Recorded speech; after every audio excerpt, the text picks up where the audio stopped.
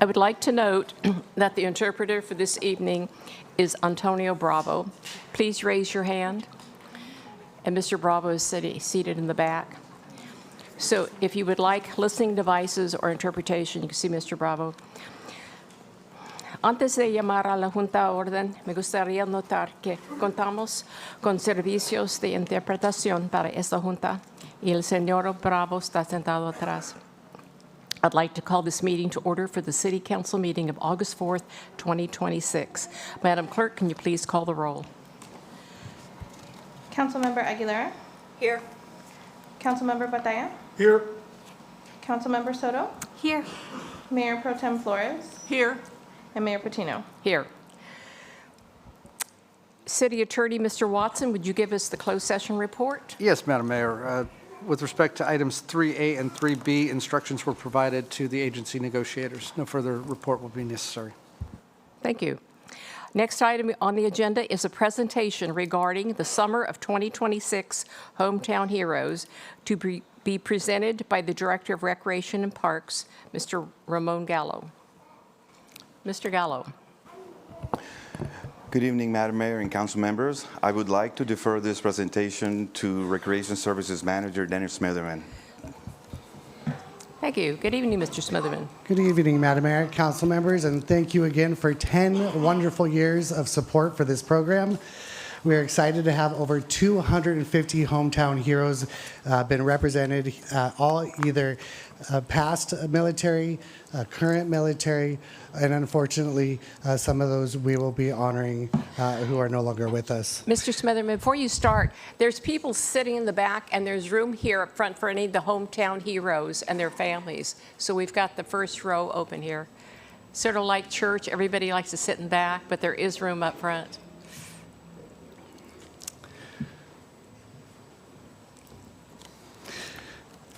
Thank you, Madam Mayor. The U.S. Armed Forces include Air Force, Army, Coast Guard, Marine Corps, and the U.S. Navy. Since the inception, we had our 250 heroes, but we've also included some of our frontline during the COVID years.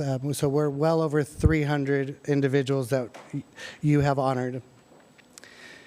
Each hometown hero receives a certificate presented by the mayor and is recognized with a commemorative banner hanging on College Drive. Those new banners are now up, so please drive by and take a look. We do have quite a group here tonight, and I'm excited to say, so I'll get right into it. Our first representative from the U.S. Army is Luis Gutierrez.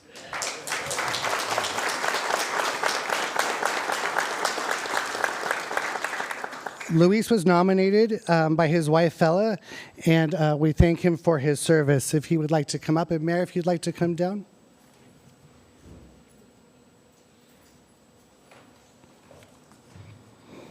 And Fela's here to accept the certificate tonight.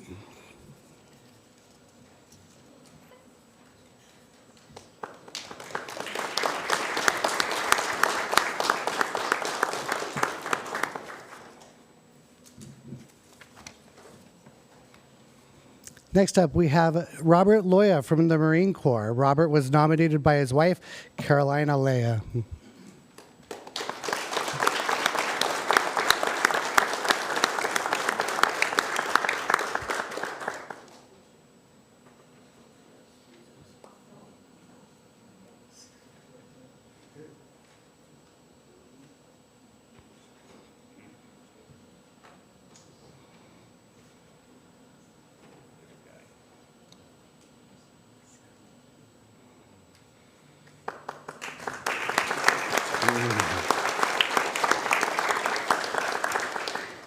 We do have a Purple Heart recipient with us. It's Antonio Velasquez. Antonio was a Marine. His brother and sister-in-law, Miguel and Mimi Velasquez, are accepting on his are coming up on his behalf.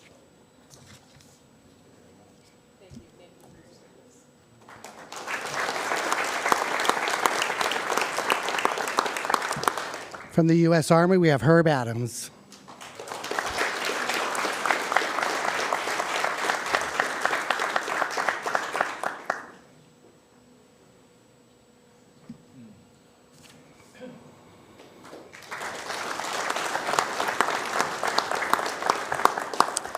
Also from the U.S. Army, Terry Stafford.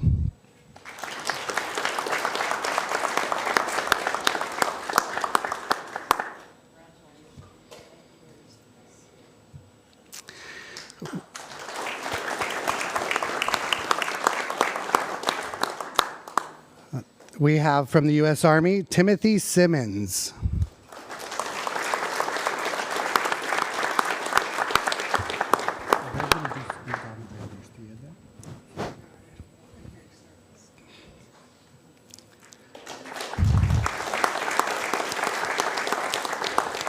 We have Jordan Retzky from the U.S. Navy. He's being represented tonight. Jordan couldn't be here with us tonight. He is at the Pentagon. This is his dad. This is his dad.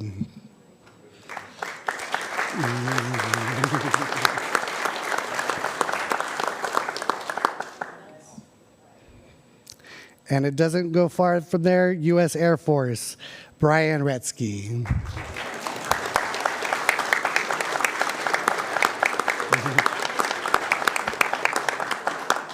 Thank you very much. Please join me with one more round of applause for our 2008 class of Hometown Heroes. 2008.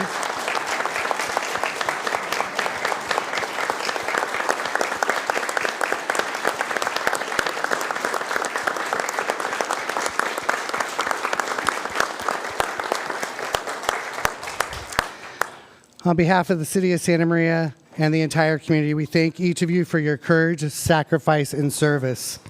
Your contributions will not be forgotten, and we are proud to recognize you as a Santa Maria Hometown Hero. Thank you.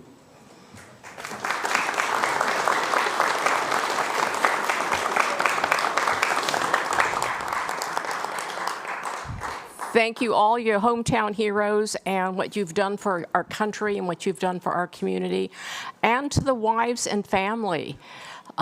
They gave up so much and have done so much also in our community, and they need to be thanked. Thank you again.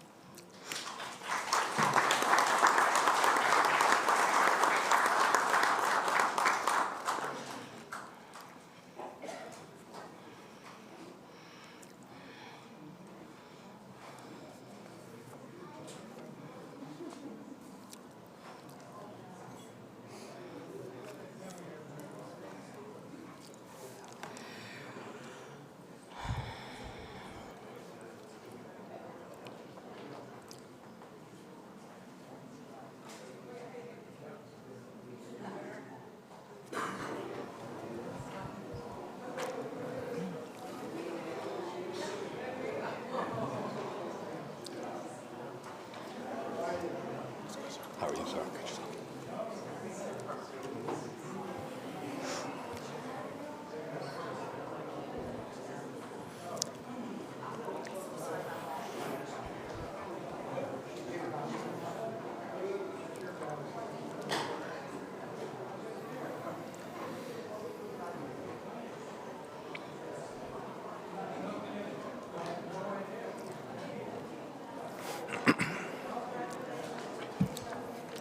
The next presentation will be from the Fire Department, responses and fireworks enforcement efforts for July 4th, 2026, to be presented by Fire Chief Bradley Dandridge. Thank you, Mayor. Good evening, Mayor, Council. Tonight I wanted to share this year's summary of the 4th of July response and enforcement efforts from the Santa Maria Fire Department in conjunction with help from our police department. This year, Santa Maria Fire Department responded to a total of 53 incidents in the 24-hour period between 0800 hours on the 4th of July to 0800 on the 5th of July. This included 11 responses to fires, 9 determined to be firework related within the city limits. Crews responded quickly and efficiently, minimizing the fire activity. I am pleased to report no large fires involving residential or commercial structures were reported on that evening. Santa Maria Fire Department crews also responded to 25 calls for medical assistance. There were 5 injuries reported directly related to the misuse of fireworks, 2 of those hand injuries, and 1 person reported knocked unconscious. Regarding enforcement, Santa Maria Police Department joint efforts with our fire department. The fireworks enforcement detail began on Thursday, July 2nd, with teams from the fire and PD.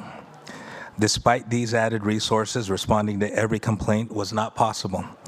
Firework enforcement operations occurred on all 3 nights through Saturday, July 4th. The directive for officers and fire investigators was to be proactive and cite any witnessed violations. Having fire prevention staff with police officers was a crucial part of the success, and we look forward to continuing the partnership. The aerial technology was able to fly a little lower this year than usual, provided all footage to fire investigations. A total of 118 administrative citations has been mailed to responsible property owners and identified violators. 93 citations were issued from the proactive patrol from the fire detail with our officers and fire investigators. An additional 25 citations were issued after fire investigators reviewed airplane firework footage taken over the weekend. Fireworks complaints began early to mid-June. During the 2-week period between June 25th and July 5th, Santa Maria PD dispatch received 287 calls for service regarding fireworks. PD dispatch triaged those calls each night. They weren't able to assign individual calls for service unless an exact address was actually identified. PD patrol eventually responded to many of those incidents, but Santa Maria Police Department dispatch was directed to transfer calls to the firework hotline if the caller did not have an exact address or lead that could be investigated. Calls into the firework hotline started mid-June. From June 25th to July 5th, 160 voicemails were left on that line. A spreadsheet was created and shared with fire investigators for follow-up. The fire marshal issued 51 warning letters to residents where our teams were unable to address the report immediately. As in past years, there was a substantial number of illegal fireworks that were set off throughout the city consistently from about 6 p.m. to 12 a.m. on the 4th of July. The use of illegal fireworks within city limits is a problem we're all trying to solve. Significant life-altering injuries were sustained this year by our residents. The fire department will continue its prevention efforts through education, partnership with Santa Maria Police Department, and contract with a third-party patrol to patrol the skies on the 4th of July to deter and continue to hopefully reduce the use of illegal fireworks in the years to come. I want to thank Chief Williams and his staff for their support and putting together some of this information that I've been able to share with you this evening. I also ask for your continued support and welcome any suggestions for consideration for our future enforcement efforts. That concludes my presentation. Open for questions. Thank you, Fire Chief Dandridge. Any questions? I do. Thank you, Madam Ms. Mayor. Flores? Chief, how was it determined for the citations? How did that come about? Can you explain that to us? Mayor Pro Tem Flores, yes, ma'am. What we've determined is we had teams, and the teams that were dispatched out with PD officers and fire investigators, if they were able to witness, visibly witness and record, we had recording also, those initiated a citation. Also from the aerial perspective, we had the aerial operations that have GPS capability that will pinpoint exactly where launches are seen to have originated, and we correlate those with the corresponding addresses. And then citations are issued, those 25 citations are issued that way. As with every citation, Mayor Pro Tem Flores, that were issued this year, as in previous years, The residents have the opportunity to contest. They go to the fire department, they'll review, and they'll have conversation with our fire marshal is actually with us this evening, if he could provide any additional information. But they have the opportunity to contest those citations, and we review it and ensure that they're appropriate to be issued. Okay, so when you show up and you know that they're setting off illegal fireworks, are they approached and said, and told something? Or, because the last time Chief Williams said no, that they don't do anything, they just note it, and then you guys issue a citation? Yes, ma'am, that would be correct. What Right. Chief Williams and I have determined is safety of our personnel. What we've done is, in the fire service, I don't feel comfortable safety of our fire personnel sending 3 unarmed individuals into a block party where there may be possible intoxication involved in these block parties. We didn't think it would be safe for our personnel to confront at that time. That would be a law enforcement effort. I didn't think our firefighters were trained to that level. I don't want to speak for Chief Williams. If I may ask him to come to the podium, if he'd like to answer why he has elected to choose what he has done. He's already explained that to me. So my other question is to you, is that, so we just go, and you're talking about the block parties that are going on, right? So do they take out a permit for a block party, or they can just have a block party? I will defer. Jim, do you mind?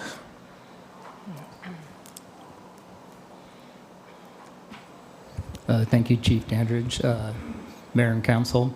So we use the social host ordinance in the municipal code. And we only have to on-view the illegal action on said property. It doesn't require us to make contact. And as Chief Dandridge, and I'm sure Chief Williams will state, these areas they have large gatherings. So this year, we had 3 permitted block parties. We witnessed numerous additional unpermitted block parties. So you would see a block or 2, multiple individuals gathering, and barbecuing and doing the typical 4th of July thing. But in the middle of that, you would have aerial fireworks going off from the sidewalks, from the streets, from the front yards. And so the direction that I gave to our units in the field, so it would be a police officer paired with a fire investigator, is if you can on-view it and be confident of the violation without putting yourself in harm's way. So we always talk situational awareness. And there's more to just, looking, the moth to the flame kind of thing. Keep an eye on your periphery because it's very active on those blocks. And I personally was on a couple of the blocks, and I don't really need to identify them, but I would see 150 individuals or so up and down the block, and from Safe and Sane to dozens of aerial launches from illegal fireworks. So again, we on-view it. If we can confirm the address, then we will issue the citation to the property owner or whoever's responsible for the property. So if they rent, we can determine that through utility records.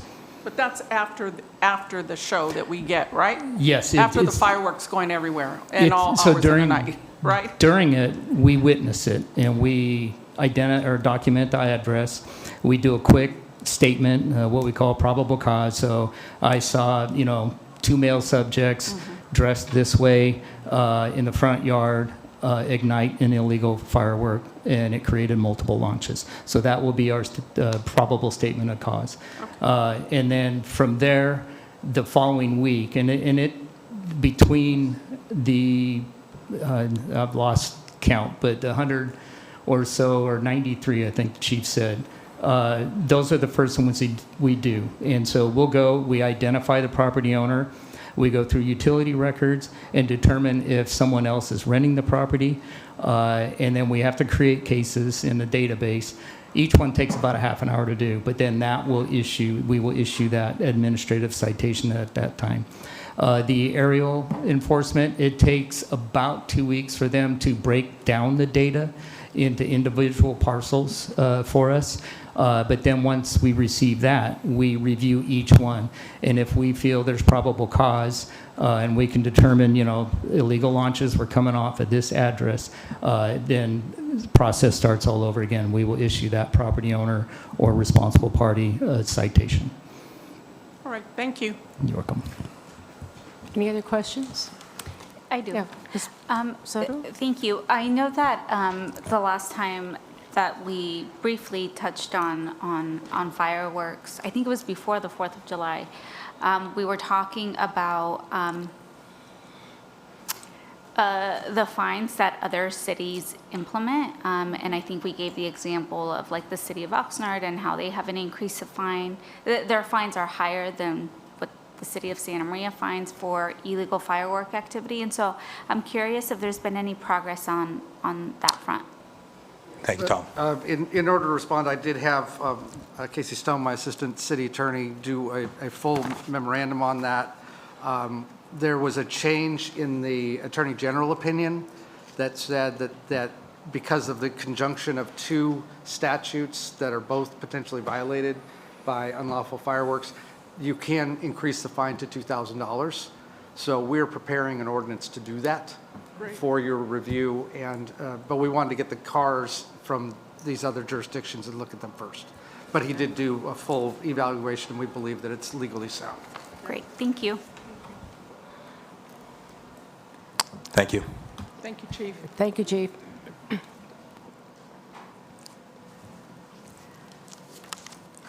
So we will now present the business of the quarter, and Councilmember Soto will be making the presentation along with the Chamber of Commerce. Thank you so much. Good evening, Madam Mayor and council members. On behalf of the City of Santa Maria, in partnership with the Santa Maria Valley Chamber, it's my pleasure to recognize Signs of Success as our business of the quarter. Since 1990, Signs of Success has grown from a small local sign shop into a 20-employee company handling architectural and commercial signage across California. Drive around Santa Maria and you'll see their work. City buses, utility fleet, Allen Hancock College, Marion Regional Medical Center, and the new Hall of Fame walls at Grigeti and Santa Maria High. The growth didn't happen by accident. It came from skilled project management, investment in the latest fabrication technology, and a real commitment to training and promoting from within. Please join me in congratulating Jordan Shepard, President of Signs of Success, and the whole team behind him. 36 years in, they're still building Santa Maria identity, one sign at a time.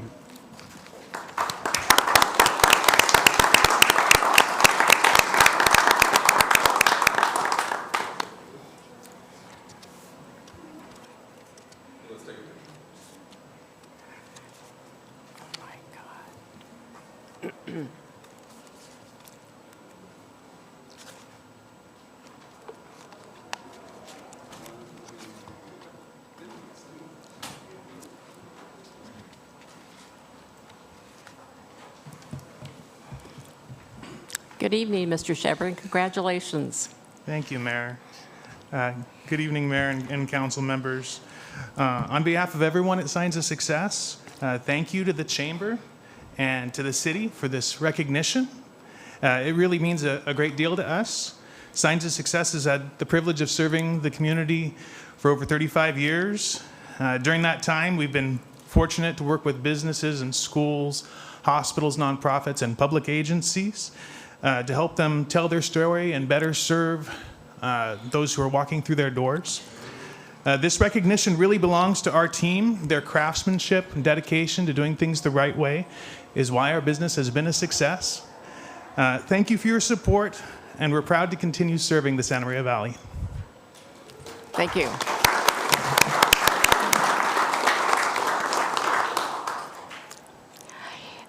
You know, I do have a question now, Fire Chief Dandridge, and it may not be for you, it may be for Chief Williams.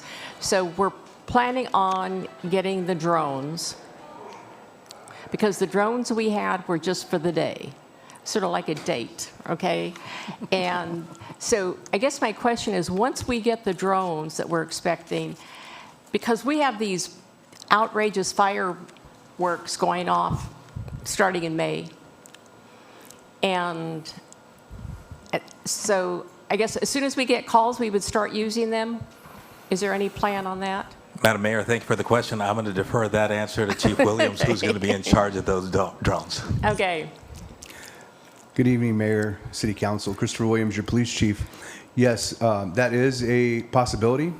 Once we bring the agreement to the City Council for approval on the drone first responder program, we will outline what the police department's goals and objectives are, one of them being to include enforcement for fireworks violations, and it'll be the council's desire if they want to support that or if they want to restrict that to certain higher priority calls, such as in progress violent calls. Several jurisdictions, if you recall when I did the presentation on the drone first responder program, agencies like Elk Grove to the north of us do use that and actually use some of the collections of the fines to help support the expense of the drone first responder program. So short answer, yes, as long as it's a desire of the council to allow that as one of the parameters for the response. Thank you. Thank you. Then I guess our city attorney, could we possibly, the fines, so you've got the period of the fireworks, say July. Okay, so could we possibly, when people start setting these off in April or May, could the fine be accelerated, or is it just because it's a firework or it's a bomb or whatever it is? Again, the fine would be the upper range of the fine, and there is no restriction on calendar On dates time. on when Okay. you could do it. If they do it at New Year's Eve, it could be done as well. The administrative cites could be issued at any point. Okay, thank you. I'll probably have some more questions after I go to sleep tonight, but I won't call you. I'll wait till tomorrow. Thank you. So the next item on the agenda is public comment. Madam Clerk, will you please read the criteria? Yes, Madam Mayor. Speakers may provide public comments on any matter within the subject matter jurisdiction of the City Council. Each speaker will be limited to 3 minutes, maximum 15 minutes for public comment period. Unless the majority of the council objects, the mayor may provide speakers more or less time to speak. All comments or queries shall be addressed to the council as a body and not to any specific member thereof. Pursuant to Government Code Section 54954-2A2, the Ralph M. Brown Act, no action or discussion by the City Council shall be undertaken on any item not appearing on the posted agenda, except to briefly provide information, ask for clarification, provide direction to staff, or schedule a matter for a future meeting. For those on Zoom and wishing to speak during public comment, please use the raise your hand feature or by pressing *9 on your keypad. When it is your turn, I will let you know when it is your time to speak, and please unmute yourself at that time. Thank you. So I have Gary Hall, followed by Addison Sage.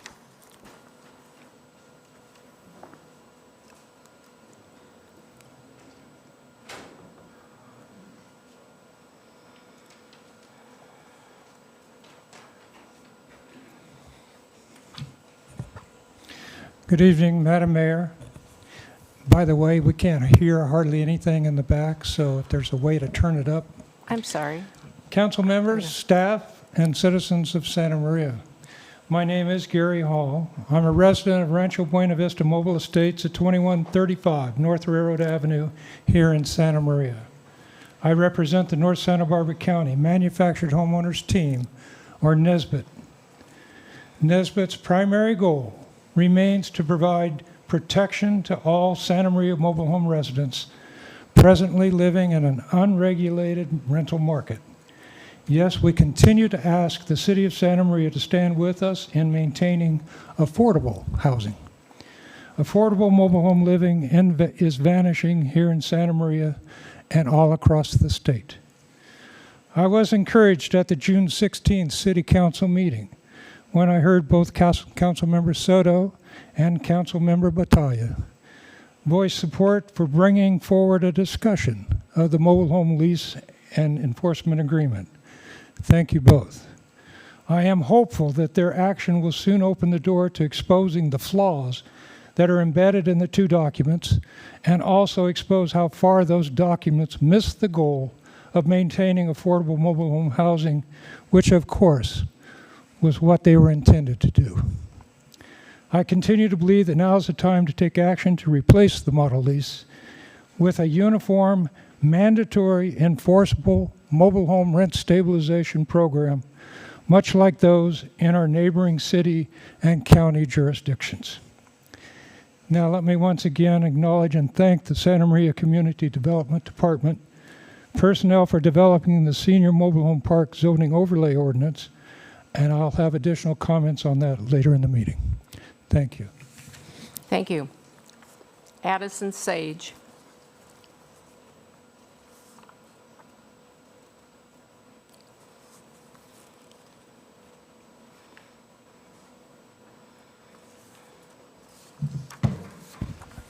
I can't actually see the time. There's some kind of notification pop up over it. Yes, we have a technical difficulty on the visual time, but there is an audio time. And All you'll right. see it turn orange there when you have 1 minute. Thank you. All right.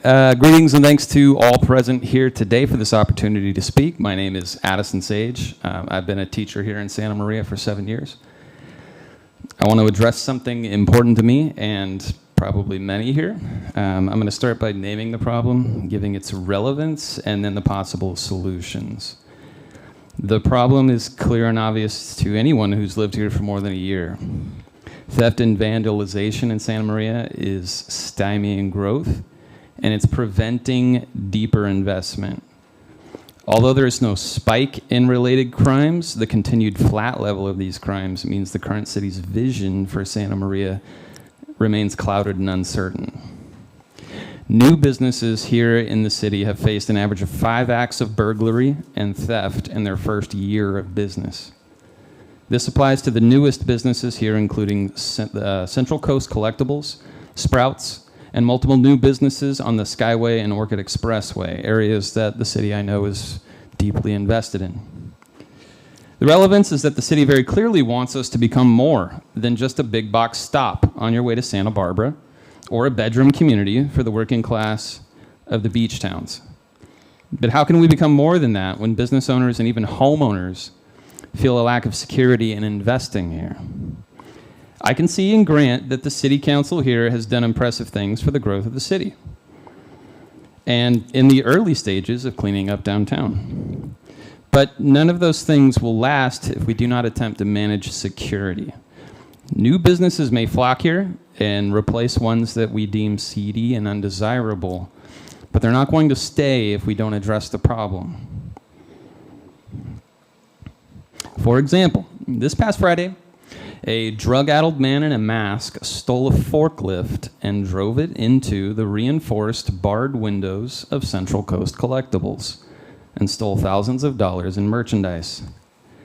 The shop owner comes to us from Lompoc, where the owner decided to branch out to our community and offer a safe and clean place for people to enjoy board games and cards together.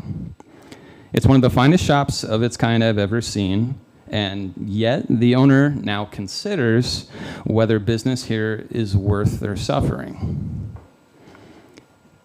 I know these problems are not easy to solve. We're talking about solving crime, right? It's not simple. So I offer solutions that have had solvency in other places. 1, help the victims of such crimes. Offer assistance in repairs, protection from further events, and even free advertising by the city to recoup lost profits. 2, reduce the demand on law enforcement for pettier crimes such as loitering, public nuisance, and noise ordinance calls. This is called triage. Go ahead and continue, Mr. Sage. I'm almost done. That's fine. 3, offer more assistance to distressed areas. While your work towards the city center and Skyway is commendable and beautiful, we must also help the distressed parts of Santa Maria too, so that economic desperation does not drive them to desperate acts. Thank you for your time. Thank you very much. That concludes public comment. And Madam Clerk, anything on Zoom? We do not have any hands raised on Zoom, no. Thank you. Now we'll move on to the consent calendar. Does anyone have? Oh.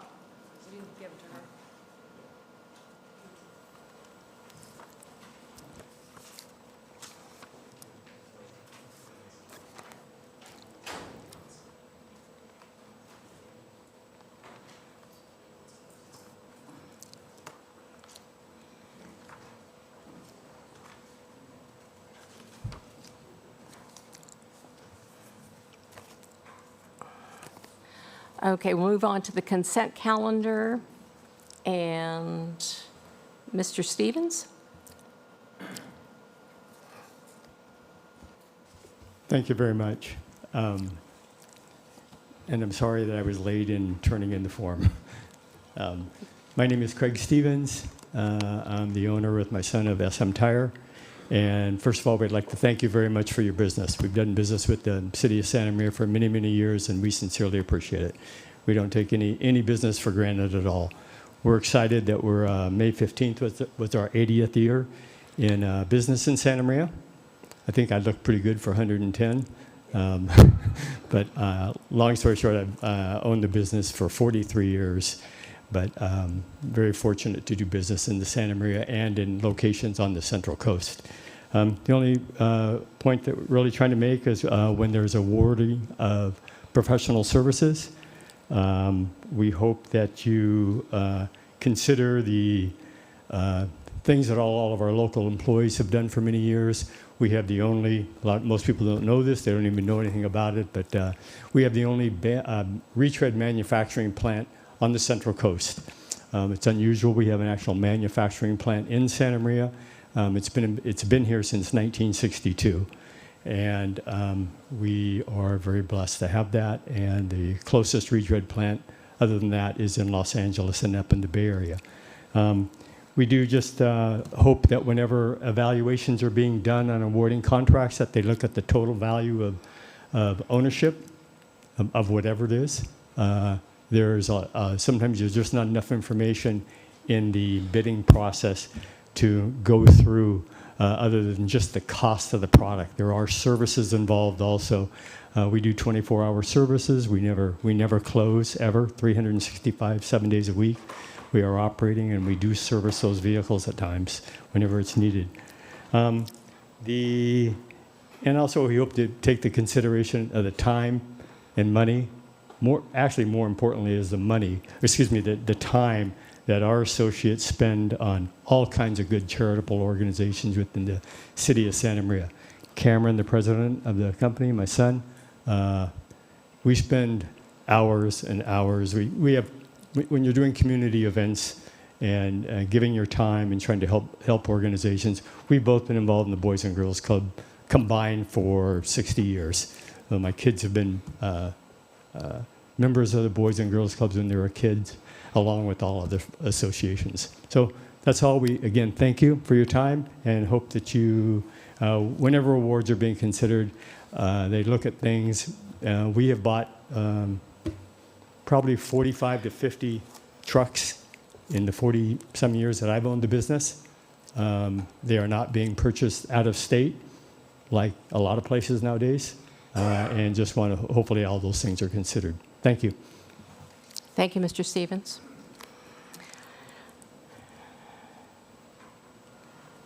Any other public comment?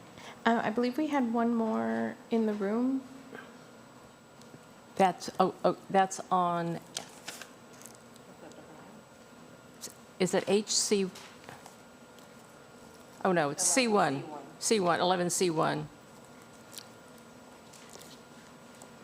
And that's Mike Flores.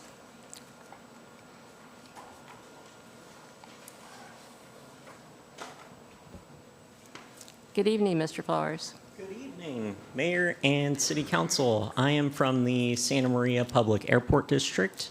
I'm here with my board president, Steve Brown, and we are hoping that you guys approve our Santa Maria Police Department LEO contract. We worked pretty tirelessly with Chief Williams as well as Chief Dandridge to really get our law enforcement and public safety taken care of. So hoping you approve it. Thank you. Thank you. Okay, now we'll move on to the consent calendar. Does anyone have an item they wish to pull for discussion? I do. Yes, Ms. Soto? Item 11C2. B or D? C. Oh, C. C2. Okay, 11C2. right. Okay, Um, can I- you go ahead and read it? Okay. Item 11C2, adoption of a resolution awarding a purchasing agreement to Hyper, a Motorola Solutions company, the Hyper Non-Emergency Call Agent Services. I have more just questions around what this agreement would entail if we were to move forward with adopting the recommendation that's before us. I would just like to know more about how this AI-enabled non-emergency call system would work and how it would reduce the burden on routine calls for the call takers.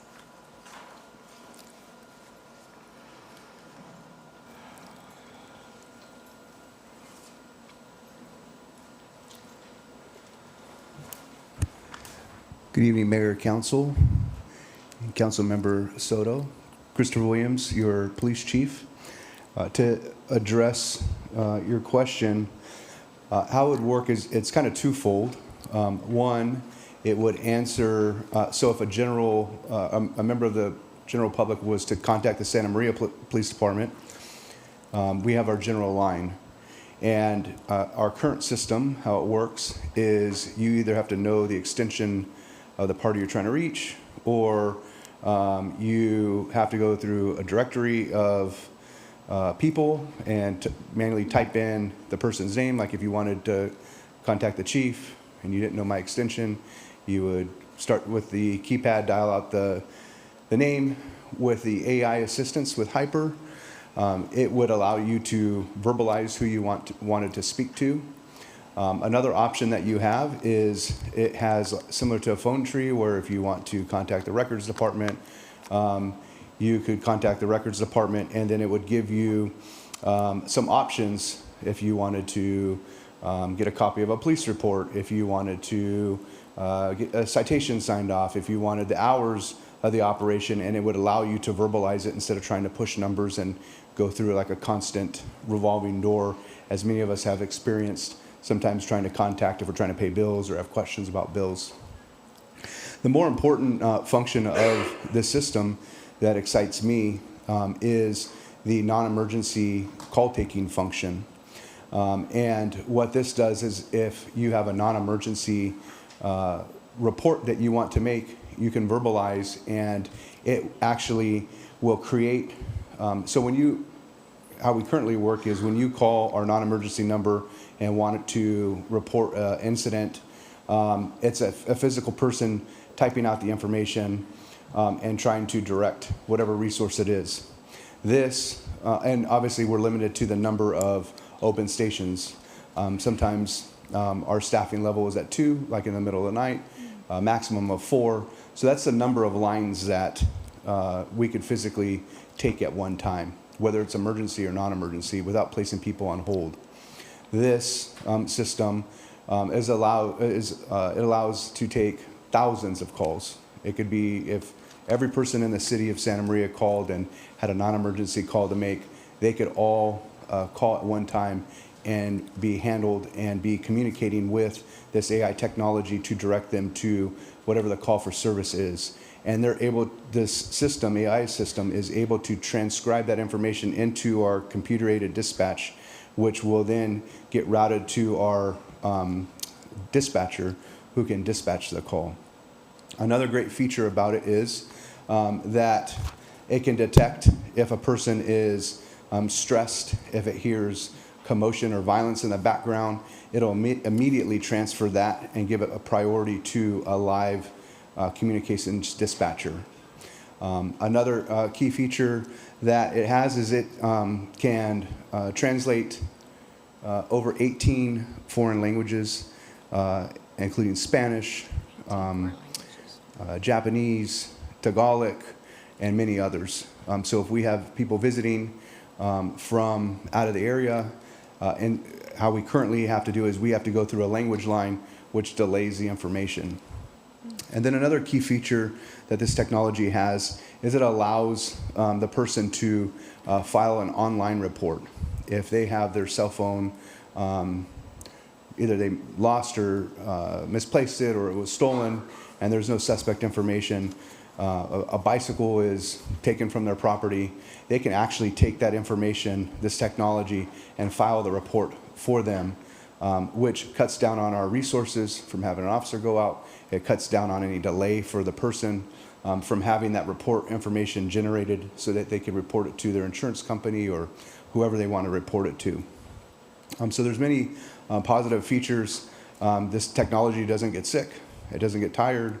It doesn't take breaks. So it's a great complement and supplement to our hardworking men and women within our communications center to help supplement them so that they can handle the emergency phone calls and get police and fire services there more quickly and efficiently. Thank you. So would this system only be for the non-emergency phone number? Or would it be to detect non-emergency calls? Correct. It is only for non-emergency calls. So if someone picks up the phone and dials 911, they're getting a 911 dispatcher. Okay. If someone calls our non-emergency phone line, oftentimes, especially in the later hours, dispatch may get calls for other departments, for example, or they may get the dispatch center, but they really want records. This technology is able to basically be the buffer from tying up a communications dispatcher from handling emergency traffic or emergency phone calls and kind of vet out what the situation the person may need for non-emergency. It is not replacing our emergency situations because, like I mentioned, if they accidentally call the non-emergency number instead of hitting 911 and there's clearly an emergency, it is able to direct them right to a live dispatcher. Okay. And now I'm assuming that the system has been vetted and that the room for error Correct. is non-existent, hopefully. Well, I wouldn't say that it's non-existent because Or even with very minimal? humans, there's Okay. there's room for error because it is computer AI generated. There's several other agencies that have tested it and currently using it, including the Lompoc City Police Department.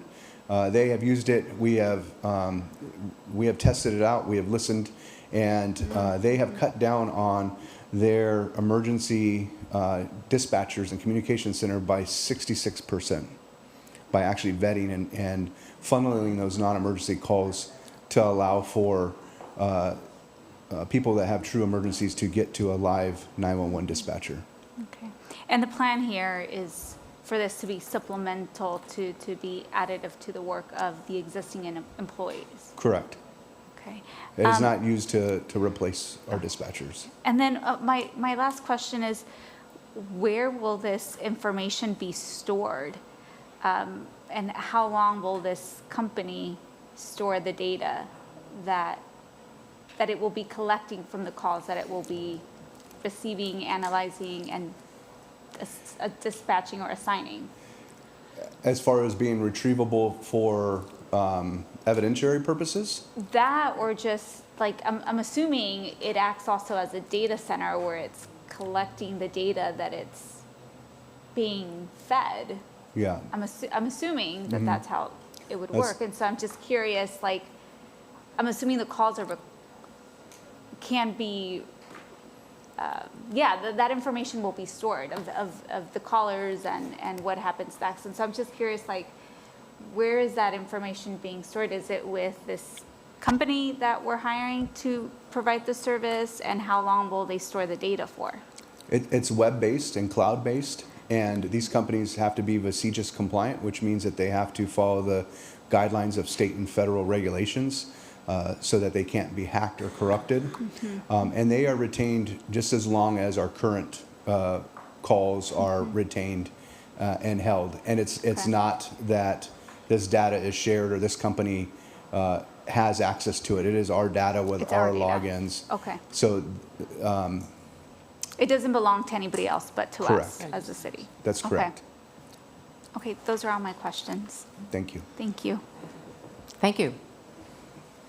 Any other questions? Mr. Battaglia? I would like to pull 11D1, Okay. adoption of resolution approving the award of professional services agreements to both Southern Tire Market LLC and Santa Maria Tire Service. Okay. And I was thinking, as I was coming here tonight, a truck came in front of me, not in front of me, didn't pass in front of me. I was stopped at a stoplight, and it was Santa Maria Tire, 1946. And I thought, that is really timely. Anyway, I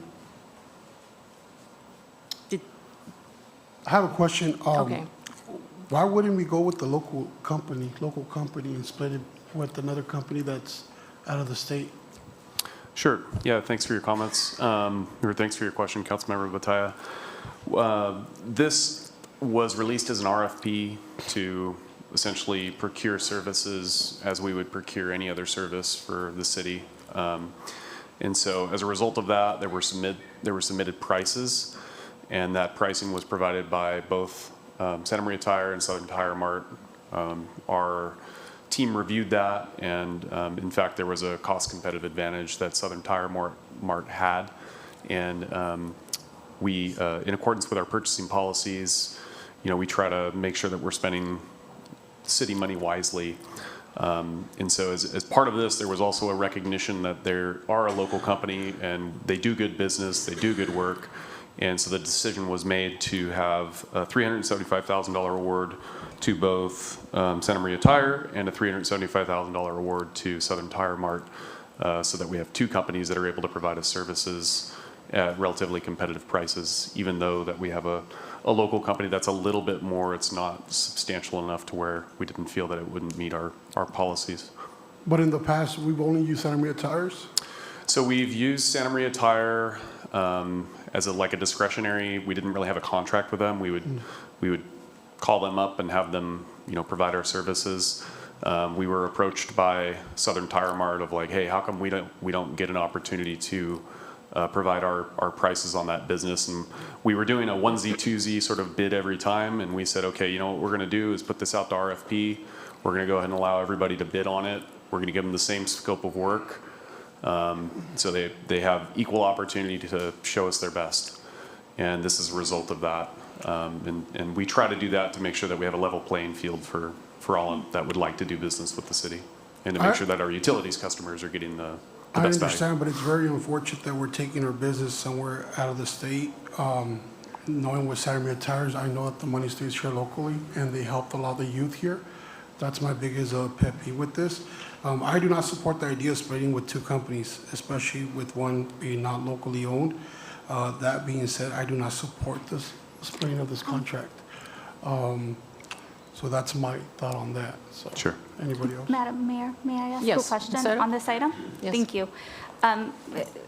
Thank you for pulling that item, Councilmember Batallas. My question is, in that RFP, I can't speak today, in that RFP that we put out, are there any, is there anything that speaks to,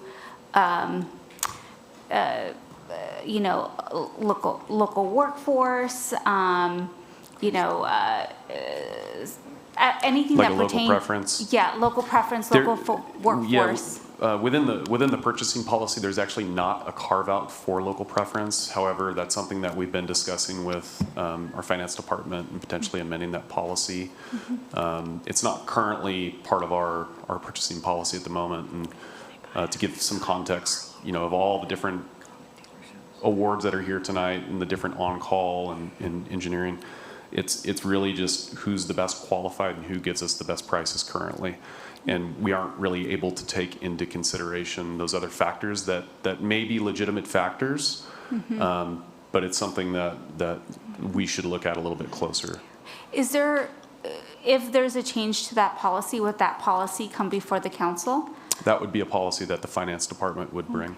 And then as we are looking at future contracts, for whatever RFP we put out, could that be one of the factors that help land on a vendor or a contractor in the future, or is it solely price? Or is that again based on the policy and how it's written? It depends on the bid, and I'll probably have to defer a little bit of this to the city attorney. Perhaps we could do a little bit of additional research on, because there's a difference between the public works, construction side of things, and other RFPs. Sometimes we have a little bit of leeway with a different RFP versus a low bid construction contract. But there are certainly jurisdictions with local preference policies. Like a local workforce agreement that could be put in place for a city? Could something like that be applicable? Local workforce is a very different animal. That's more of an agreement that we're only going to use union labor or something like that. That's not what we're talking about. What we're talking about is in the purchasing guidelines, if you were going to have a local preference, you might give 10 points or 2 percentage points against their price to keep it local. As we sit here today, under the strict rule of the RFP, Southern Tire would have gotten the entirety of the contract because that's what the RFP said. That was the contract. So the option for council would have been to pull that contract and not award it and start over. Is that something that could be done now? It is something you can do. Okay. You can choose not to proceed with that contract, but you don't have that policy in place and the work still has to get done. So, Okay. Okay, so I'm going to make a motion if we can approve temporarily the contract until we come up with a policy. I know that you need a tire service, and that's why we're here. So if we could approve it for 3 months to work with these 2 vendors so that we can develop a policy. I do agree with Councilmember Batalla. We should be giving priority to local companies. A lot of the local vendors support a lot of the nonprofit organizations, and I think that we should give credit to that as well. A percentage or whatever points you guys want to award for that, because that goes a long way with so many organizations that we have that need services. Madam Mayor, may Good, I Ms. Soto. request a point of clarification? Are we ready to make a motion, or are we just asking questions and discussions at this point? Well, Councilmember Batalla pulled it as questions. Okay. Madam Mayor, may I make a recommendation? Yes. Perhaps the best response to that, and to give us adequate time to really research and bring back an appropriate policy, would be to award only a 1-year contract to each of these corporations for $125,000. That way you can move forward on the project. We can get it rebid next year with potentially a local preference. Yeah, but I think that's the Wait. problem. Okay. Go ahead. My question is this, so who's currently doing the tire work and stuff like that for the city? Santa Maria Tire. So Santa Maria Tire provides services for this current contract. We do also buy tires from Southern Tire Mart. They provide our police vehicle tires. So we do business with both of these companies. Okay. Okay. I have a follow-up question. Okay, go ahead. Thank you. If we were to not approve the contract, where would that leave Public Works? We would have to bid each time. Each So it's- time for each service? Yeah. Yeah. Well, technically, if, say, for example, we do pull it, Santa Maria will still be doing the business until it goes up for bid again, right? We always try to provide each company an opportunity to bid our services pursuant to the purchasing policy. I know, but that's not my question. My question is, if we pull it right now, forget about it, right now, we pull it, Santa Maria Tires has currently been doing the work, correct? Yes. Okay, so we will go back there until you guys go back to the drawing board and you put it out again as an RFP. Yes, although I'm quite certain that Santa Maria or Southern Tire Mart would want to be able to provide those bids, since the expectation was in the current regimen, we're operating under a certain timeline to get to a contract because they've provided numbers. And so they're going to want to provide, I would suspect that they would want to provide bids on those services from time to time to make sure that they have an opportunity and that we're complying with our purchasing policy. It's a little bit more admin, well, it's a lot more admin work for us, but that is how we have done business in the past. This was an effort to try to minimize the amount of administrative work that we're doing and to provide a better price for the city. So if this wasn't approved today, I suppose perhaps that we would just go back to that regimen. My biggest thing is, if Santa Maria Tires has been doing this work for so many years, why would you, where's the loyalty in that? That's what I'm trying to get. And then also too. There's a difference between. Hold on, I'm not done yet. Sorry. But then also too, we gotta continue to support our local businesses. That's the thing that we keep on doing here in Santa Maria. We keep on taking our business somewhere else when we have somebody here locally that can do the job and was doing it before. No, I'm done. Okay, thank you. Okay. I don't have a problem with developing a policy, but I am going to make a motion that. There was a motion already made. There was not a second. I'm going to make a motion that we adopt a resolution approving the award of a professional service agreement to Santa Maria Tire to perform tire-related services for the city, vehicles, and equipment over a 3-year term. And my reasoning for this is that this other firm comes out of Mississippi. This company has been here for 80 years, and I know personally how they have given back to the community, whether it's been through Rotary, whether it's been through the hospital and the Boys and Girls Club, and then develop a policy. Madam Mayor, Yes. may I make an amendment to your motion? One minute. I see Mr. Watson looking at me here. Madam Mayor, Yes. Southern Tire won this bid. What? Southern Tire won this bid. And I know you said that. And there is I would like to have an opportunity to discuss with council a potential legal issue that could arise from your motion. Can we just continue the matter then? Okay, do I have a second on this? I'll second it, Mayor. Okay. And then you're. I would like to know what the legal matter is, and I think that's Agreed. got to be in closed session. It absolutely Right. is. Yes. Okay. Yeah, because we're talking about contracts Yes. Right. and bidding, and we have to follow certain procedures, and by this motion, it might create legal issues for us. So then, okay, but, so then we're supposed to just rubber stamp this? So why does it come to the city to approve any of these contracts? Madam Mayor, again, you have absolute discretion on this, and that includes rejecting the contract, asking the RFP To to go be back out. reviewed, and to potentially, in the interim, put in a local preference that would give Santa Maria Tire a better opportunity to do so. That's all I'm suggesting in terms of moving forward. That is a very appropriate way of going forward on this Okay, project. Mr. Bataya, you had your hand. Yeah, on so this. then, if that's the case, then what I'm requesting is that we reject this contract, and then until further notice, so we go back to the drawing board, Santa Maria Tires continues to do work for the city. Okay, there's a motion and a second. Do you want to withdraw your second then? No. Wait. Okay. Well, I agree with Okay. keeping Santa Maria, the tire company. They do give back to our community. Oh, immensely. They've been here for a while. Thank you for your service here in our community. And I really don't want to see them go away. I love what they do. Okay. I know, but I don't think that's what we're saying. Okay, so that what are they we would doing go now? away, I right? second it. Tom? Yeah, all I want is if you do decide you want to award it on the basis of this RFP, which they did not win, then I'd like to have an opportunity to speak with you in closed session before you vote on that matter. Right. Then why is it So- on here? Because he didn't know that this was going to be raised.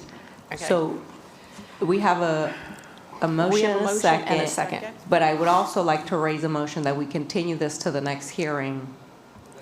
Next week, we have closed session next week.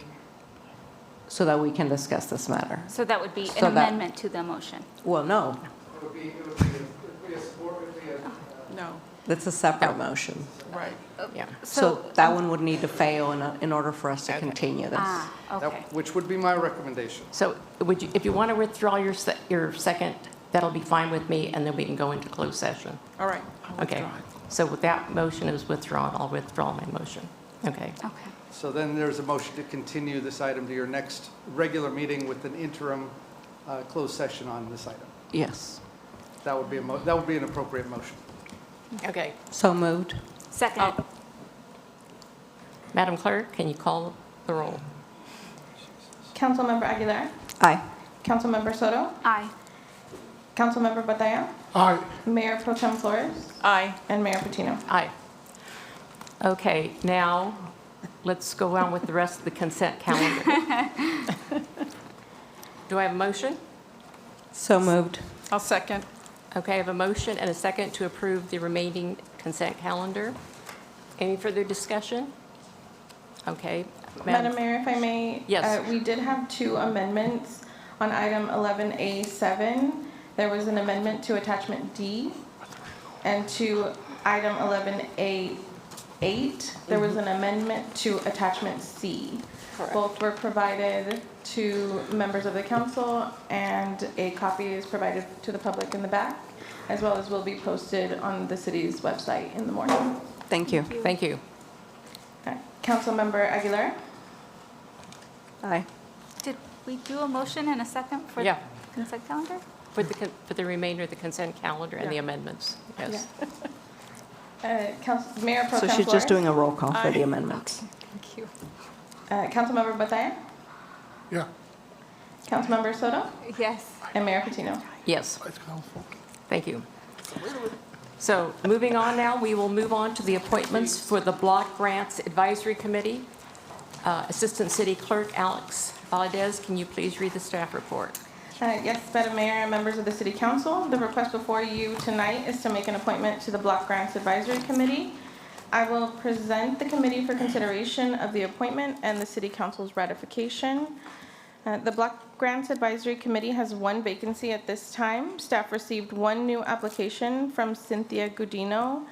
In addition, applications previously submitted by incumbents who were not appointed remain on file for Esther Acosta and Isaiah Berhuman for tonight's consideration.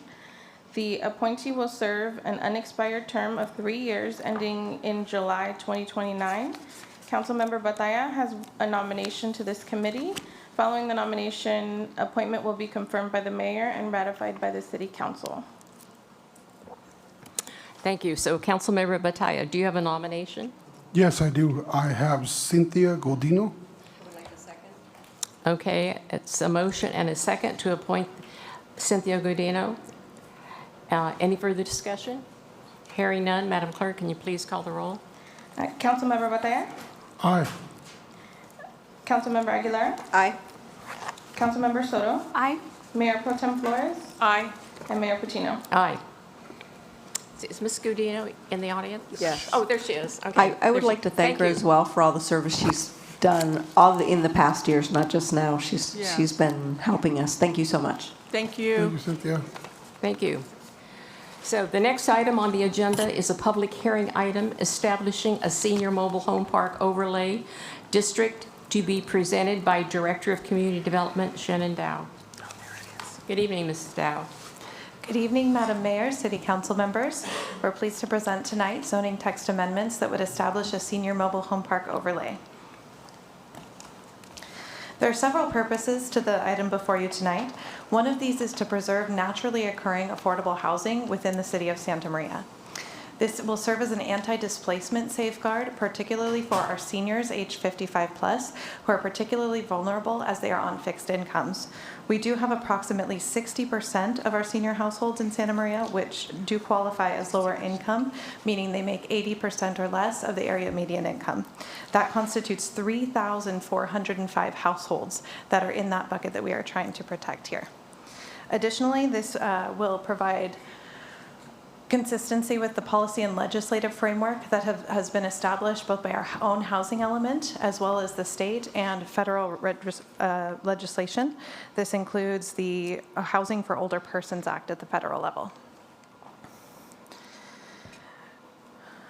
This overlay applies to existing active senior mobile home parks, of which there are 5 here in Santa Maria.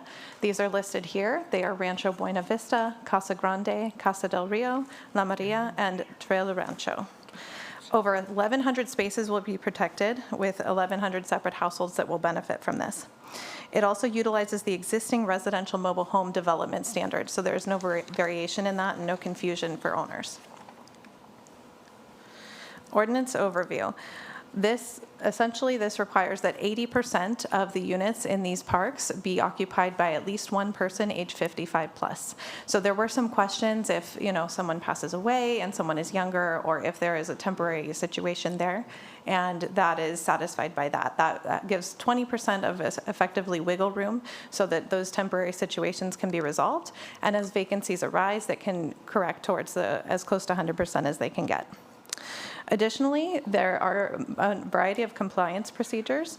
The leases, park rules, and signs must declare that it is a 55-plus park. Vacancy listings must clarify that as well so that people understand as they are occupying new spaces in the park. And there's a biennial certification process that goes through the city. So every 2 years, we would toll what percentage they have of 55-plus spaces.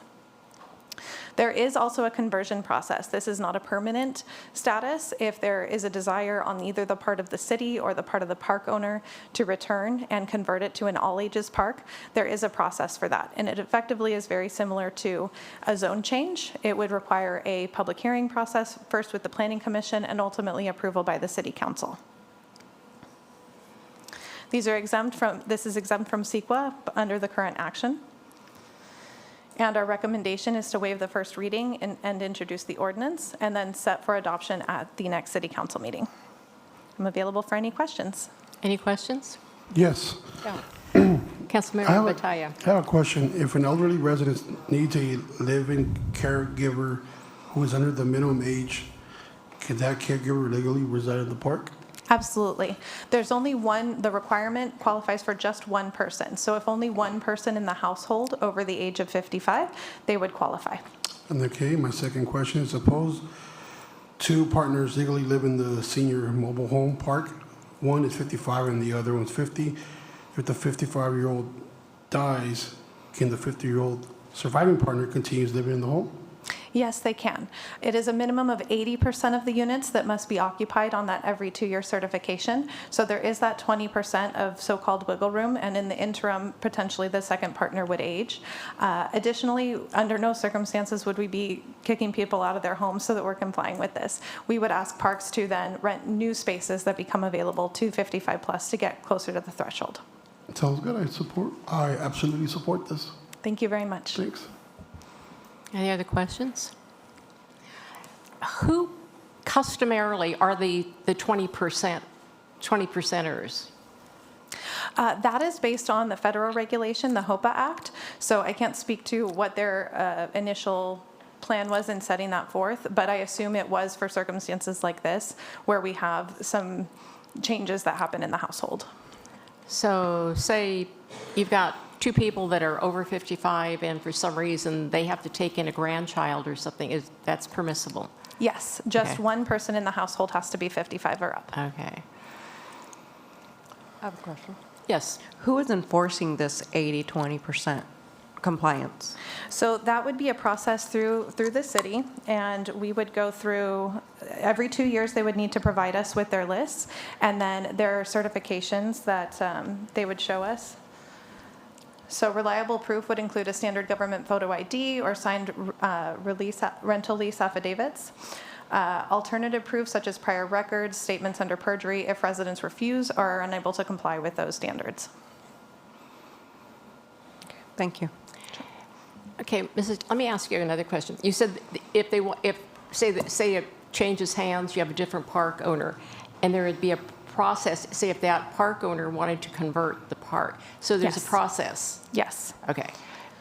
So that conversion process would be, they would require a formal zoning amendment, and similar to a zone change process, this would require public review and a public hearing by the Planning Commission. So that would go to a study session, then to the public hearing, and if it passed the Planning Commission, then it would be referred to City Council for consideration.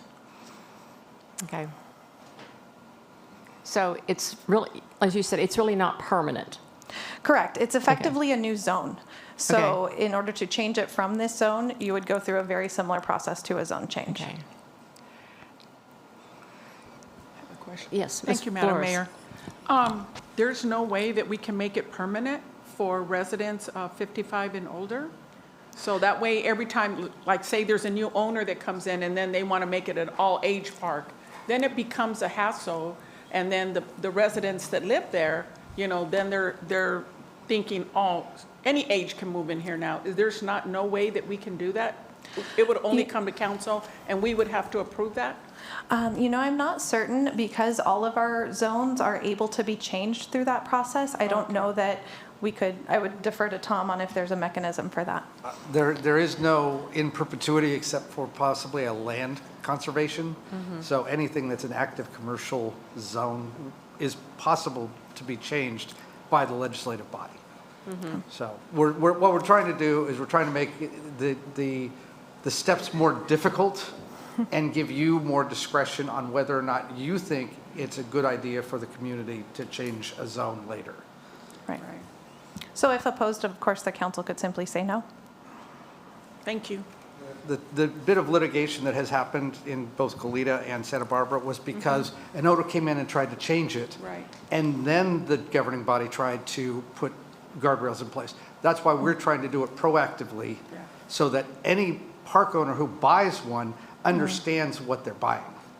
Right. And that reduces both litigation and it also reduces the stress on the residents. Right, absolutely. That's what my concern is, the residents that live there and have been living there. Yeah, I have a problem when you start changing the rules in the middle of a game. I have 6 public requests to speak.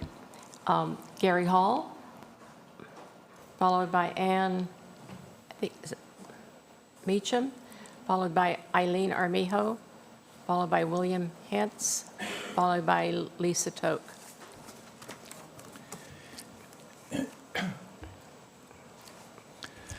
Hello again, Madam Mayor, council members. My name's still Gary Hall. I am a senior retiree and resident of Rancho Buena Vista Mobile Estates at 2135 Railroad Avenue here in Santa Maria. I want to take a minute and just invite all the good people from the mobile homes of Santa Maria to stand up and say, hi. Come on, stand up. Acknowledge the fact that you're here and you're interested, and hopefully you're in favor of this ordinance. Thank you. I want to thank the Community Development Department again for preparing this Senior Mobile Home Park District ordinance. Without this ordinance, Santa Maria Mobile Home seniors will continue to live with the ongoing threat that their senior park could be converted into an all-age park. Rancho Buena Vista is a senior park. It was always been a senior park. It was designed to be a senior community. We don't have playgrounds. We don't even have sidewalks where children might play. Our streets are mostly quiet and a really good place for a senior on a cane or even a walker to take a leisurely stroll. Our residents lead quiet lives. Seniors like me buy homes in senior parks, knowing our neighbors will also and always be seniors. Senior mobile home parks need to be preserved in Santa Maria since they remain one of the few affordable housing options for seniors. I encourage you to pass and adopt the proposed ordinance amending Title 12 zoning by adding the new Chapter 12-25B titled SMHP Senior Mobile Home Park Overlay District and amend the official zoning map accordingly. Please help save our senior parks. Thank you. Thank you. And is it Mitchum? Mitchum, okay. Thank you.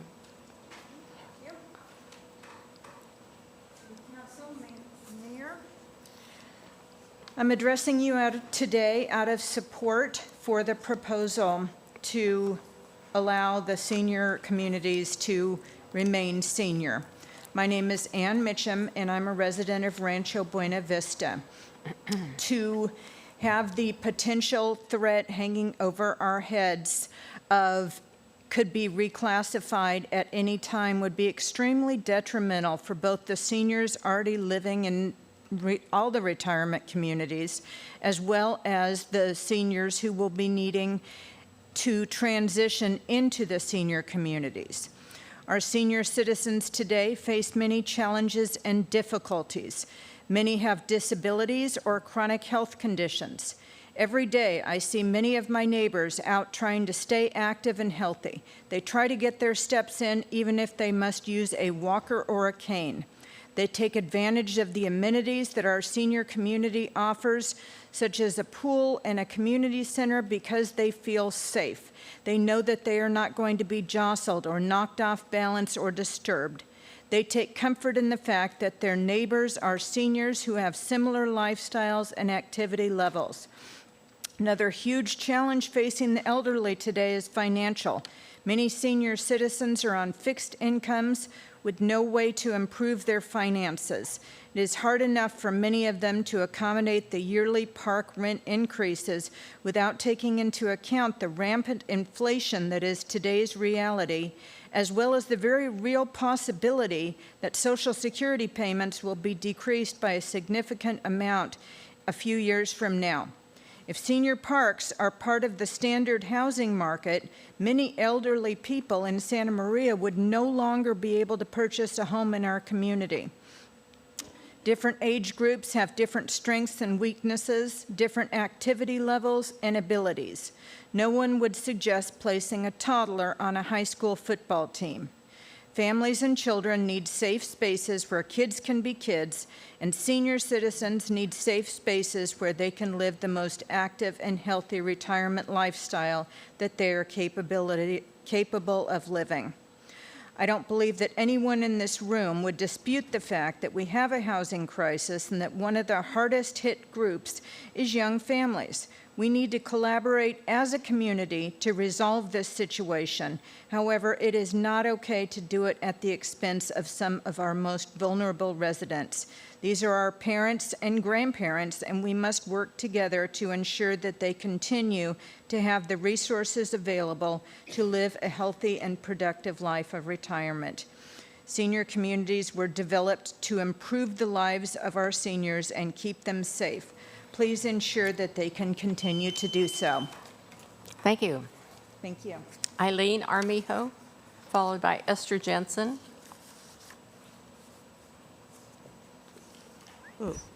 My name is Eileen Armijo, and I want to address the council. I came up here not super prepared, but what my predecessor said before me really cleared it up.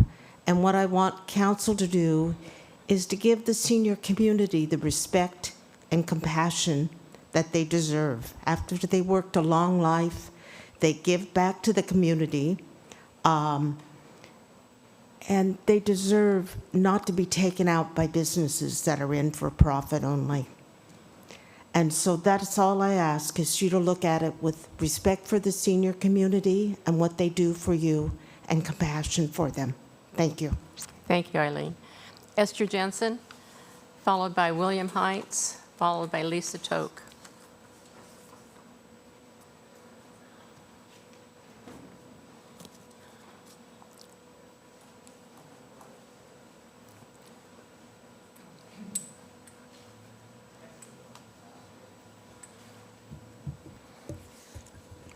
My name is Esther Jensen. I'm from La Maria Senior Mobile Home Park. Getting old isn't for sissies. As we age, it's important to be able to talk, share. We become like family. A senior-only park is usually quiet. The mobile homes usually don't have much yard space. There's no place to play but in the streets. If they play in the yards, what about the neighbor and their property? We chose, when we came to Santa Maria, to pick a senior park. We wanted peace and quiet and be able to mix with others our age. It's been a good investment. That way, we strongly favor keeping senior parks for seniors only. Thank you. Thank you. William Heinz, followed by Lisa Toke.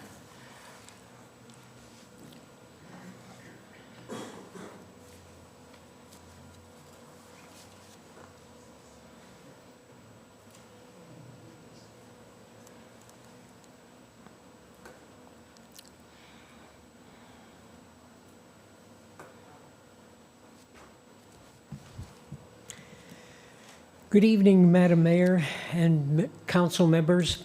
My name is William Heinz, and I live at Casa Grande Mobile Estates, 5119 West Taylor Street.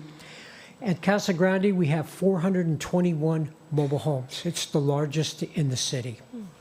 I'm here to request that you support the item 13A. In Casa Grande's lease, under item 11, it is in writing that the park is for seniors only. It's not only there, but it's also in the rules and regulations.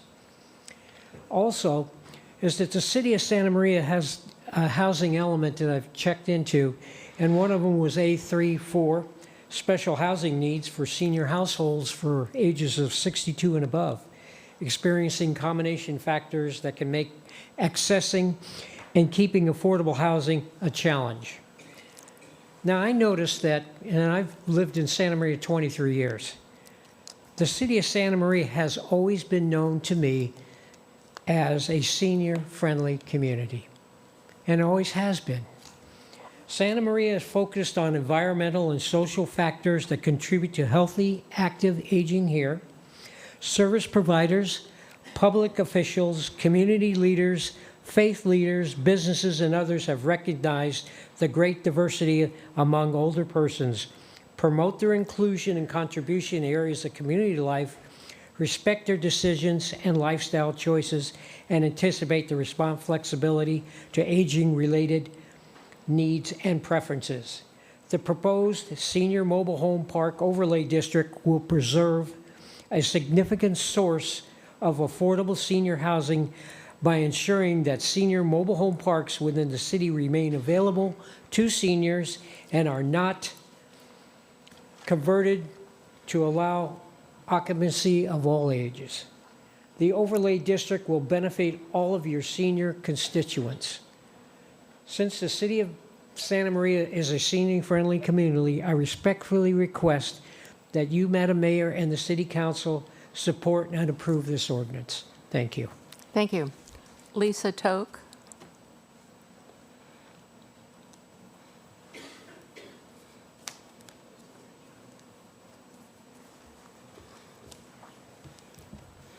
Good evening, Madam Mayor, City Council members, and City staff. My name is Lisa Toke, and I think I'm the outlier here tonight. I represent the 3 biggest mobile home parks in Santa Maria, as you probably remember from previous appearances before the council.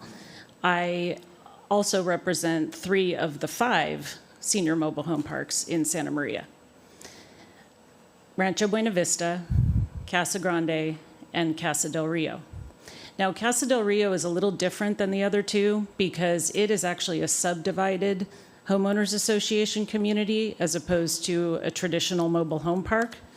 But with that said, all 3 of my clients oppose, I'm the first one to say that, we oppose the adoption of a senior overlay to the extent that it applies to Casa del Rio. The letter that we submitted to the council in anticipation of the hearing tonight details a number of reasons why my clients oppose the senior overlay. They include the fact that the senior overlay will not only not solve, but it also will not even necessarily help the affordable housing shortage in Santa Maria.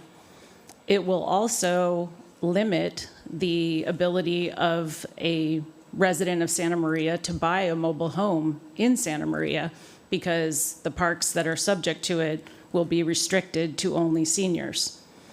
It will also harm non-seniors who would like to buy a mobile home a mobile home in Santa Maria, because they won't be able to do so if the mobile home that they would like to buy is in a senior mobile home park. This is, as we see it, an attack on private property rights of the owners of the senior mobile home parks in Santa Maria. And we believe that it may actually be inverse condemnation. We hope we don't obviously have to get to that point, but that is our belief. In addition, this senior overlay would impose monetary and administrative burdens on the city in terms of determining whether particular parks are in compliance with the provisions of the ordinance. And this is all being suggested when we find ourselves in a situation where none of the current senior mobile home parks in Santa Maria are anticipating converting into all-age parks. So we believe that this is something that's not necessary and will damage the senior mobile home parks that are currently doing business in good faith in Santa Maria and having no intention of changing that. In response to the statements regarding the provisions of the ordinance, they're already, most of them, thank you, Madam Mayor. They're already in the law. The vast majority of the provisions of the ordinance are already in the law. The difference is the restriction on the ability to convert a mobile home park from a senior park to an all-ages park, which again, my clients have no intention of doing. But I would suggest to the council that this is exactly what Mayor Patino suggested, and that is changing the rules in the middle of the game, making it more difficult for a senior mobile home park to convert to an all-ages park when that was not previously the case. Thank you, Mrs. Toke. Thank you. I'm sorry, but these were left at the dais here, so I don't think any of us got a chance to read them before the I meeting. have paper so- copies as well, if Okay. anyone would like one. Thank you. Thank you. Any questions from the council? Yeah. Ms. Hernandez? I guess this is for staff. What is it that brought on for us to legislate or to create this ordinance, one, and then the second one is for Tom, the legal consequences of doing this? Because it is only temporary, right? 2 years at a time. So what brought on this to change when there is no proposal to make it an all-ages park? And what are the legal consequences of doing so?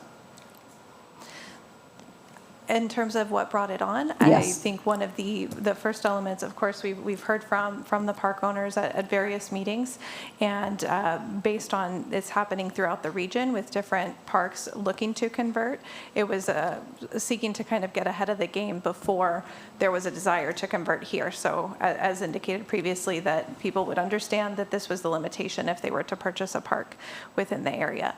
In addition, it's in alignment with our housing element stated policies, where we are looking to preserve and protect affordable housing, in particular for seniors. Okay. And with respect to the, again, legal consequences, I appreciate my learned counsel, but I disagree with her analysis. We have reviewed this. It is consistent with federal law.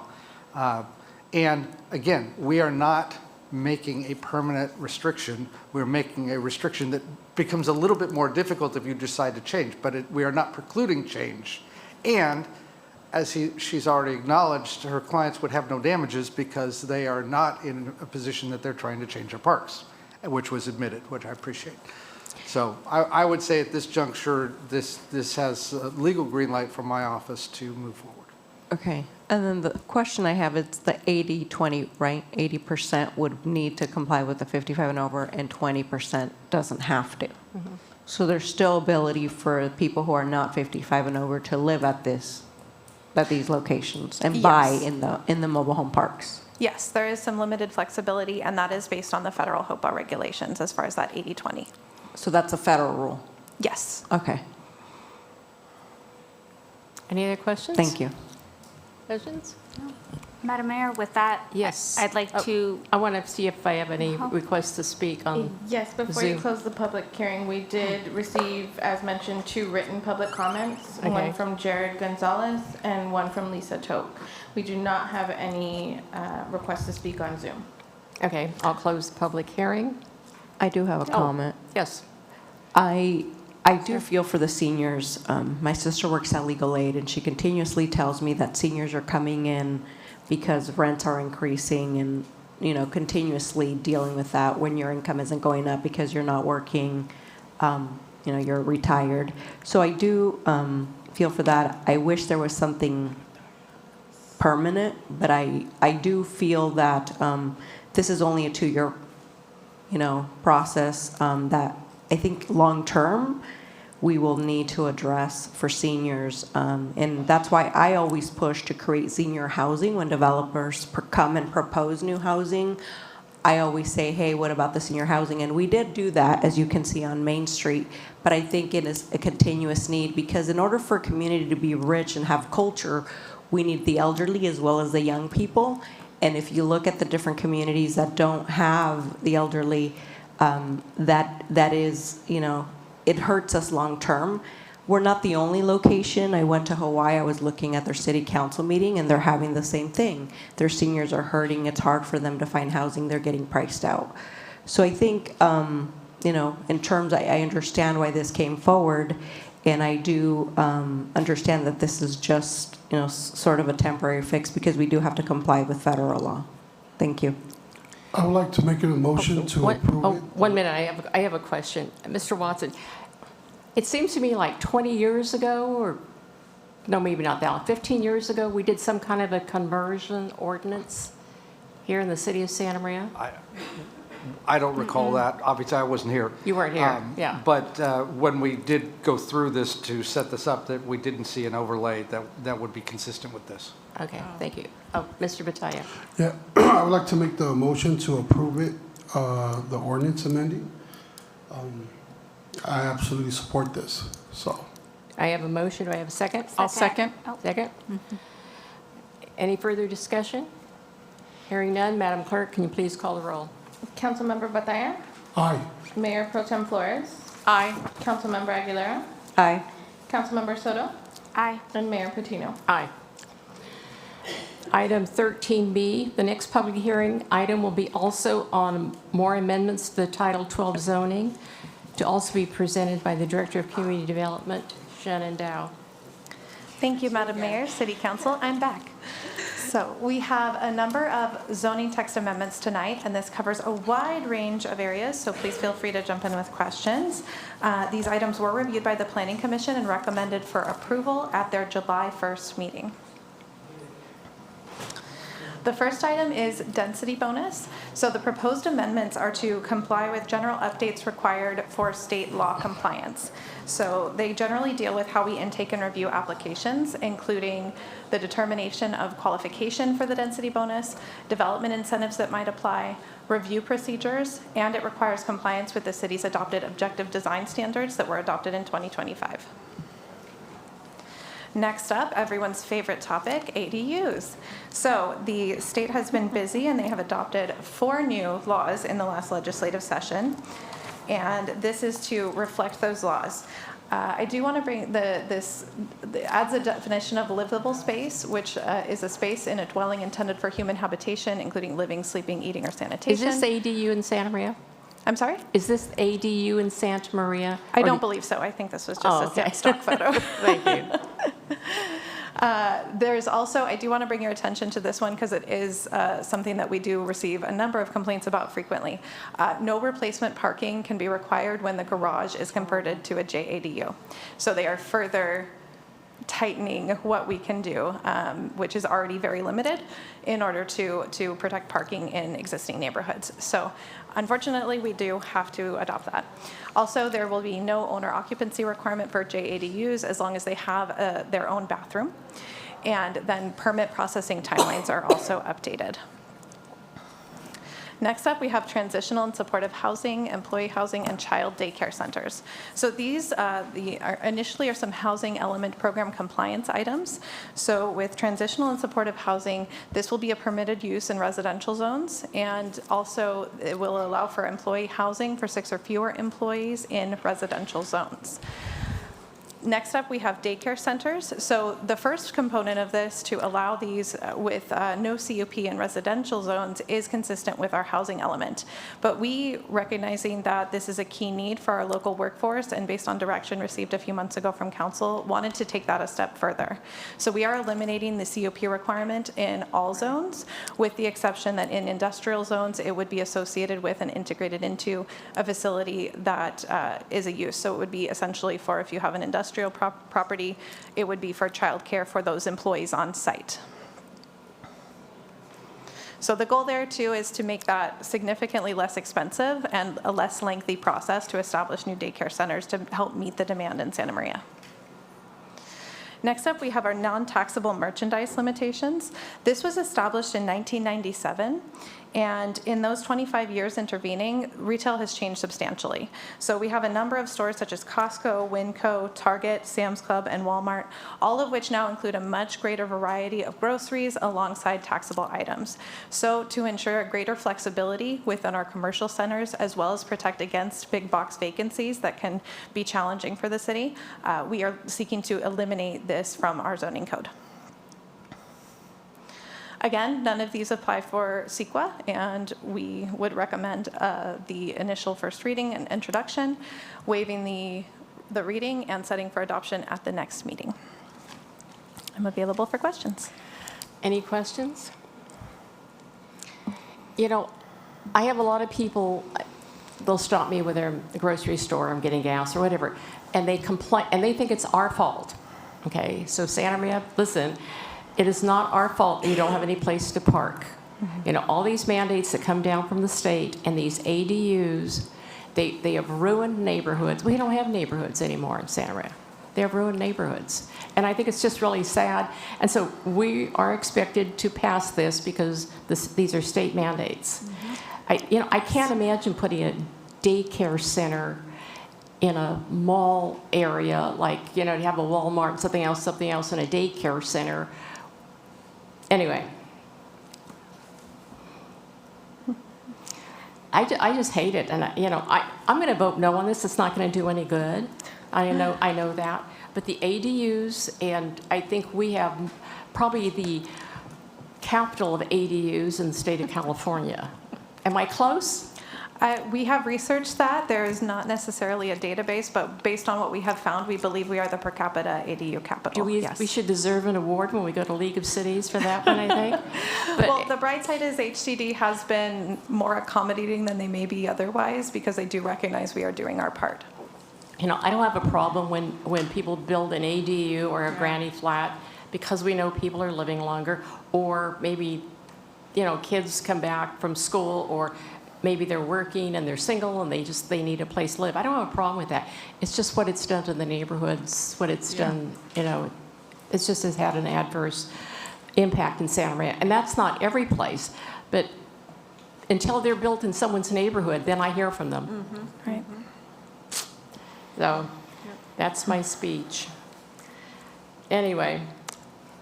I have a question. Yes. Any related to childcare, child daycare centers, and removing the CUP process. Yes. They would still have to meet other requirements, right? Absolutely. Like development requirements? Yes, so all of the standards for general development would apply. They simply wouldn't need to go through that public hearing process for the CUP. Additionally, they are regulated heavily at the state level. All of those licensing requirements and all of that would still apply. Great. Thank you. Any other questions? No questions, but I do have a comment. I really appreciate staff bringing this forward, particularly relating to child daycare centers. We know that there is a significant gap in our child care infrastructure, particularly in North County is one of the areas where we see that biggest gap across Santa Barbara County. And so I'm really happy that the city of Santa Maria is taking a step forward in addressing that, even if it's through, removing some red tape that could expand the child care stock that we have in our city. So thank you for bringing this forward. Thank you. I know Communify is putting a daycare center, the old. Fessler. Yeah, on Fessler, Yes. on East Fessler. And see, those are nice because they're so enclosed. That you're not taking a kid out into traffic, because the people come to pick up their kids at different times. And I know there's one next to the Shepherd Eye Center, and that one's really nice. But they're in areas where I think I know questions came up, what about the daycare center next to the smoke shop, or next to a liquor store, or next to whatever that you may not care for? But anyway, that's the way it is. Any other questions, comments? Do I have any written or requests to speak? We do not, Madam Mayor. Okay, nothing on Zoom. I will close the public hearing. Do I have a motion? So moved. I need a second. Second. Okay, I have a motion and a second. Any further discussion? If not, Madam Clerk, please call the roll. Councilmember Soto? Aye. Councilmember Batalla? Aye. Councilmember Aguilar? Aye. Mayor Pro Tem Flores? Aye. Mayor Patino? No. Now to the regular business portion of the agenda. We will consider introducing an ordinance amending the Santa Maria Municipal Code on city council salaries. The report will be given by City Manager Dave Rollins. Thank you, Mayor and Council. Tonight's recommendation is to waive the first reading and introduce an ordinance amending Section 2-2.02, salaries designated of Chapter 2-2 of the Santa Maria Municipal Code, increasing city council salaries by $341.31 per month, and set said ordinance for adoption at the next regular city council meeting to take effect December 2026. For a little background, city council salaries have been increased only 5 times in the last 4 decades.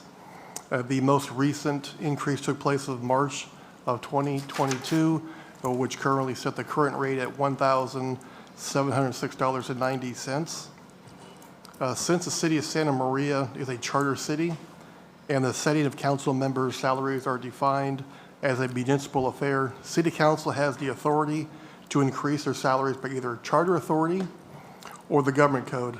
The salary of council members of general law cities is controlled by Government Code Section 36516A, which permits a city council to establish by ordinance a salary level up to a ceiling determined by the city's population. And with that, a directly elected mayor may receive additional compensation with the consent of the electorate or by ordinance of the city council. Government Code Section 36516C allows the compensation of council members to be increased by 5% for each calendar year from the operative date of the last adjustment of the salary. Chapter 2.2 of the Municipal Code deals with your salaries. Just a little background, Santa Maria is the most populous city. We're one of the largest ones on the Central Coast. Yet council member salaries are the 3rd lowest within the four agencies we surveyed. Santa Barbara is approximately 22% smaller in population, and their salaries are approximately 209% higher than the city of Santa Maria's.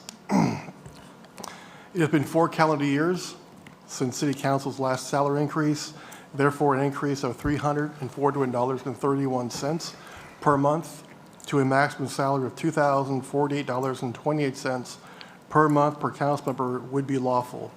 The mayor would be entitled to an additional $250 increase in the salary from $2,048.28 to $2,298.28. According to Government Code Section 36516-5, any council salary increase may take effect only when at least one member of the council commences a new term. Thus, we're looking to have this go into effect December of 2026. And that's all I have for this. Thank you. Any questions? No. No. Comments? I have a question. Yes, Ms. Soto. Thank you. This is just me needing support understanding what's in the report. Can you explain it, and Mr. Watson, I think this was you writing, it is the opinion of the city attorney that that compounding the salary each year from the last adjustment is not appropriate because it states the increase is 5% each year. Can you explain to me how then the salary increases would work? Again, that's just the legal definition of how you calculate it. So the calculation, it says on an annual basis or each year. That means that it's not a cumulative. So you didn't go 5%, then 5% on 5%, and so forth. It was just 5% per year, which is how they wound up with the 20% that they came up with, I believe. Yeah. Per year from the last time it was From the increased? last salary increase, yes, ma'am. Okay. Thank you. I'm glad you asked that question because, yeah, it's a little confusing. Any other questions? And anyone to speak on Zoom? Any written comments? We do not have any, no. Thank you. Do I have a motion and a second? So moved. Do I have a second? I know that we're in the process of a motion in a second, so I'd rather make my points during this discussion portion if there is a second. Second. Okay. Okay. Discussion? Go ahead. Thank you. I appreciate city staff bringing this forward. I understand the intent behind this is to encourage community members, residents to take on the job of or run for office, local office, and ensure that there is more opportunity for people to see themselves serving in this role. I will say that I, at the moment, cannot support this 17% increase of city council salaries when the city is facing a deficit, when we started SEIU negotiations, and we heard from SEIU members and how, they were going to feel the brunt with the 10% proposal that was first presented. And I as we're getting ready to go before the voters for a sales tax increase, I just don't feel like it's the right opportunity or the right timing for us to be discussing this. If the conversation is around like how do we encourage community members from running for local office, then I think we need to have a conversation about campaign finance report here in the city of Santa Maria, where we at the moment don't have campaign contribution limits. And so if we're talking about that being the intent, that I would say that perhaps that could be a good place for us to start looking at, setting a threshold for campaign contributions, perhaps starting there, then seeing how things evolve with the city budget, and then, I think that would feel like more of an appropriate time. So at the moment, as we're having these conversations with employee groups where we're asking them to understand the state of our city budget, I just in good faith cannot support this. Okay. I have Yes. a comment.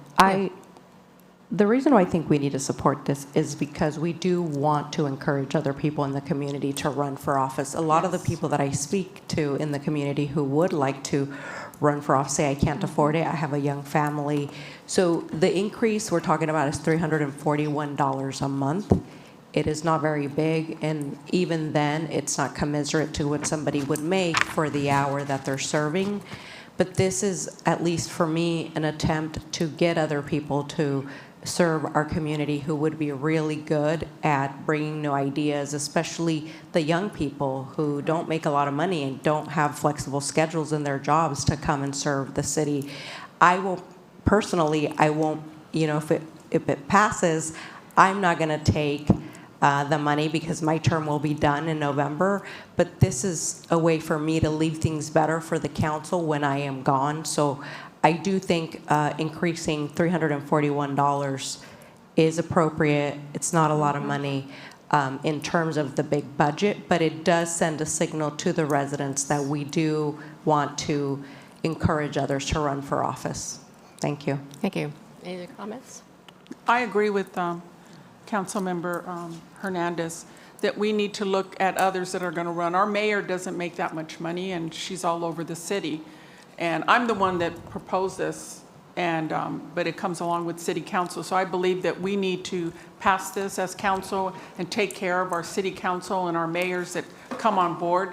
It's only $341.31. Our city can afford that. Thank you. So, do I have a motion? Wait, So before- moved. Hold Yes. on, Oh, before we- we did you move want- forward, oh, yeah, sorry. Go ahead. Sorry, I should have spoken up. Yeah, a little I had the bit. Oh, motion. yeah. So moved. Yeah. Well, no. You I wanted to need make a comment. Yeah, so for me, I mean, you guys have been doing this longer than me. I personally, to me, it's not about the money. It's never been about the money. I do it because I care for this community. It is clearly another full-time job. But me, again, like I said, me personally, it's not about the money. I just do it to help out the community and do what's best for Santa Maria, not so much me or do it for my resume. So for me, I mean, I personally, I don't care about the raise. And that's just me, so. Thank you. So I have the motion and a second, and do I have anything on Zoom or? We do not. Okay. So, Madam Clerk, can you please call the roll? Mayor Pro Tem Flores, Aye. Councilmember Aguilar, Aye. Councilmember Batalla, No, Councilmember Soto, No. Mayor Patino. Aye. Passes. Thank you. The next item will be on the designation of an elected official as the Continuum of Care Board Representative. The Director of Community Development, Shannon Dow, will now start us off. Madam Mayor, City Council members, last time I promise. So, Continuum of Care representative for the board of the Santa Maria, Santa Barbara County Continuum of Care. It is the regional body responsible for coordinating policies and programs to prevent and end homelessness in Santa Barbara County. Its responsibilities include overseeing federal and state homelessness funding, the county's coordinated entry system, which coordinates services for the unhoused, and the annual point-in-time count. Historically, the board has been staff-driven, but recently the board adjusted its charter to designate that council members or other elected officials would be the representatives from each body. The primary goal of this change is to enhance the region's competitiveness for grants and other homelessness funding. The board meets every other month, typically for a 2-hour period on Thursday afternoons. There are also occasional special meetings outside of this schedule. Staff recommends that the City Council designate a city council member to serve as the city's primary representative, and also to designate a staff member to serve as backup in case that member cannot attend. Historically, that staff member has been Rosie Rojo, our community programs manager, and we are happy to have her continue in this role unless there is someone else you guys would like to designate. This concludes my presentation. Ms. Flores? Madam Mayor, I'd like to be appointed to this board. Okay. It's on, you can nominate yourself. Do I have Yeah. do I have a second? I'll nominate myself. Okay. Okay. So, how often are the meetings? They are every other month. Every other month? And typically 2 to 4 on a Thursday. Okay. They are via Zoom, sorry. Is there a need for an alternate? I don't know, did they ask for an alternate? They did not ask, but we could do a city council alternate if that's Okay, the because pleasure we of the do on council. most of our boards and commissions have an alternate. I'd be happy to serve as an alternate. Okay. Any questions from the council? Any requests to speak or Zoom? We do not have any. Okay. So we have a nomination and a second for Councilmember Flores, and then Soto would like to be an alternate. So we'll put that into the motion? Yes. Okay. And the second also? yeah. Okay. second. Okay. So Madam Clerk, can you please call the roll? Yes, I just wanted to clarify, Madam Mayor, so that would put Mayor Pro Tem Flores as the elected official, Councilmember Soto as the alternate, and then additionally, staff alternate would be Rosie Rojo. Okay, sounds good. Okay, Oh, if thank you. there's already an alternate for the city, and I'm I not think they needed. said, Councilmember Soto, I think they said Rosie Rojo was the Oh, was already alternate. the alternate? A staff alternate? Oh, a Staff. staff. Oh, Okay. Okay. Okay. They would love to see elected officials participate, so I'm sure they would prefer that. So we're fine. So is Okay. the motion for the 3, or is the motion for one alternate? I would suggest we do all 3, and that way if both of you are unavailable for some reason, staff could attend. Okay, that's fine. Okay. Mayor Pro Tem Flores? Aye. Councilmember Aguilera? Not at her, I'm not at the dais. Councilmember Batalla? Aye. And Councilmember Soto? Aye. And Mayor Patino? Aye. The next item will be approving a new general fund reserve policy to be presented by Director of Finance Rebecca Campbell. Thank you, Mayor. Good evening, council members. Rebecca Campbell, Director of Finance. I last came on this subject to your council in the spring, and at that time you directed me to come back with the budget. We did take some time to make sure any changes were incorporated, and so I'm here today to discuss a reserve policy and a 115 trust. A reserve policy is set up to respond to challenges in a changing fiscal environment, to mitigate operational impacts during difficult financial times and economic times, to maintain adequate cash reserves and cash balances for unanticipated costs like natural disasters, and for fiscal soundness and creditworthiness when it comes to bond rating agencies. And then we'll discuss a Section 115 trust. As part of the recommendation, there's a number of actions, and we're recommending to set up the policy based on best practices, Government Finance Officers Association best practices, and also with the following actions. So it involves movement of funding from our pension reserve to a number of reserves that will be set up, and we'll get into that in the presentation, and also moving funding to a 115 trust, and we'll revisit this slide later in the presentation. Looking at the history of reserves for the city, the Local Economic Augmentation Fund Reserve, that was established in fiscal year 2001. It was set up as a stabilization fund for times during economic downturns. The projected ending balance for fiscal year 27 is just under $1 million. There was $6.9 million set up in other post-employment benefits, or it's called OPEB reserve. And back in 2011, they set aside $6.9 million, and today that sits at $6.2 million, and it's been there for a long time. There's also the $19.8 million set aside and committed for Economic Stabilization Reserve. That is the city's core reserve for cash balancing and for emergencies. And that was established in 2011.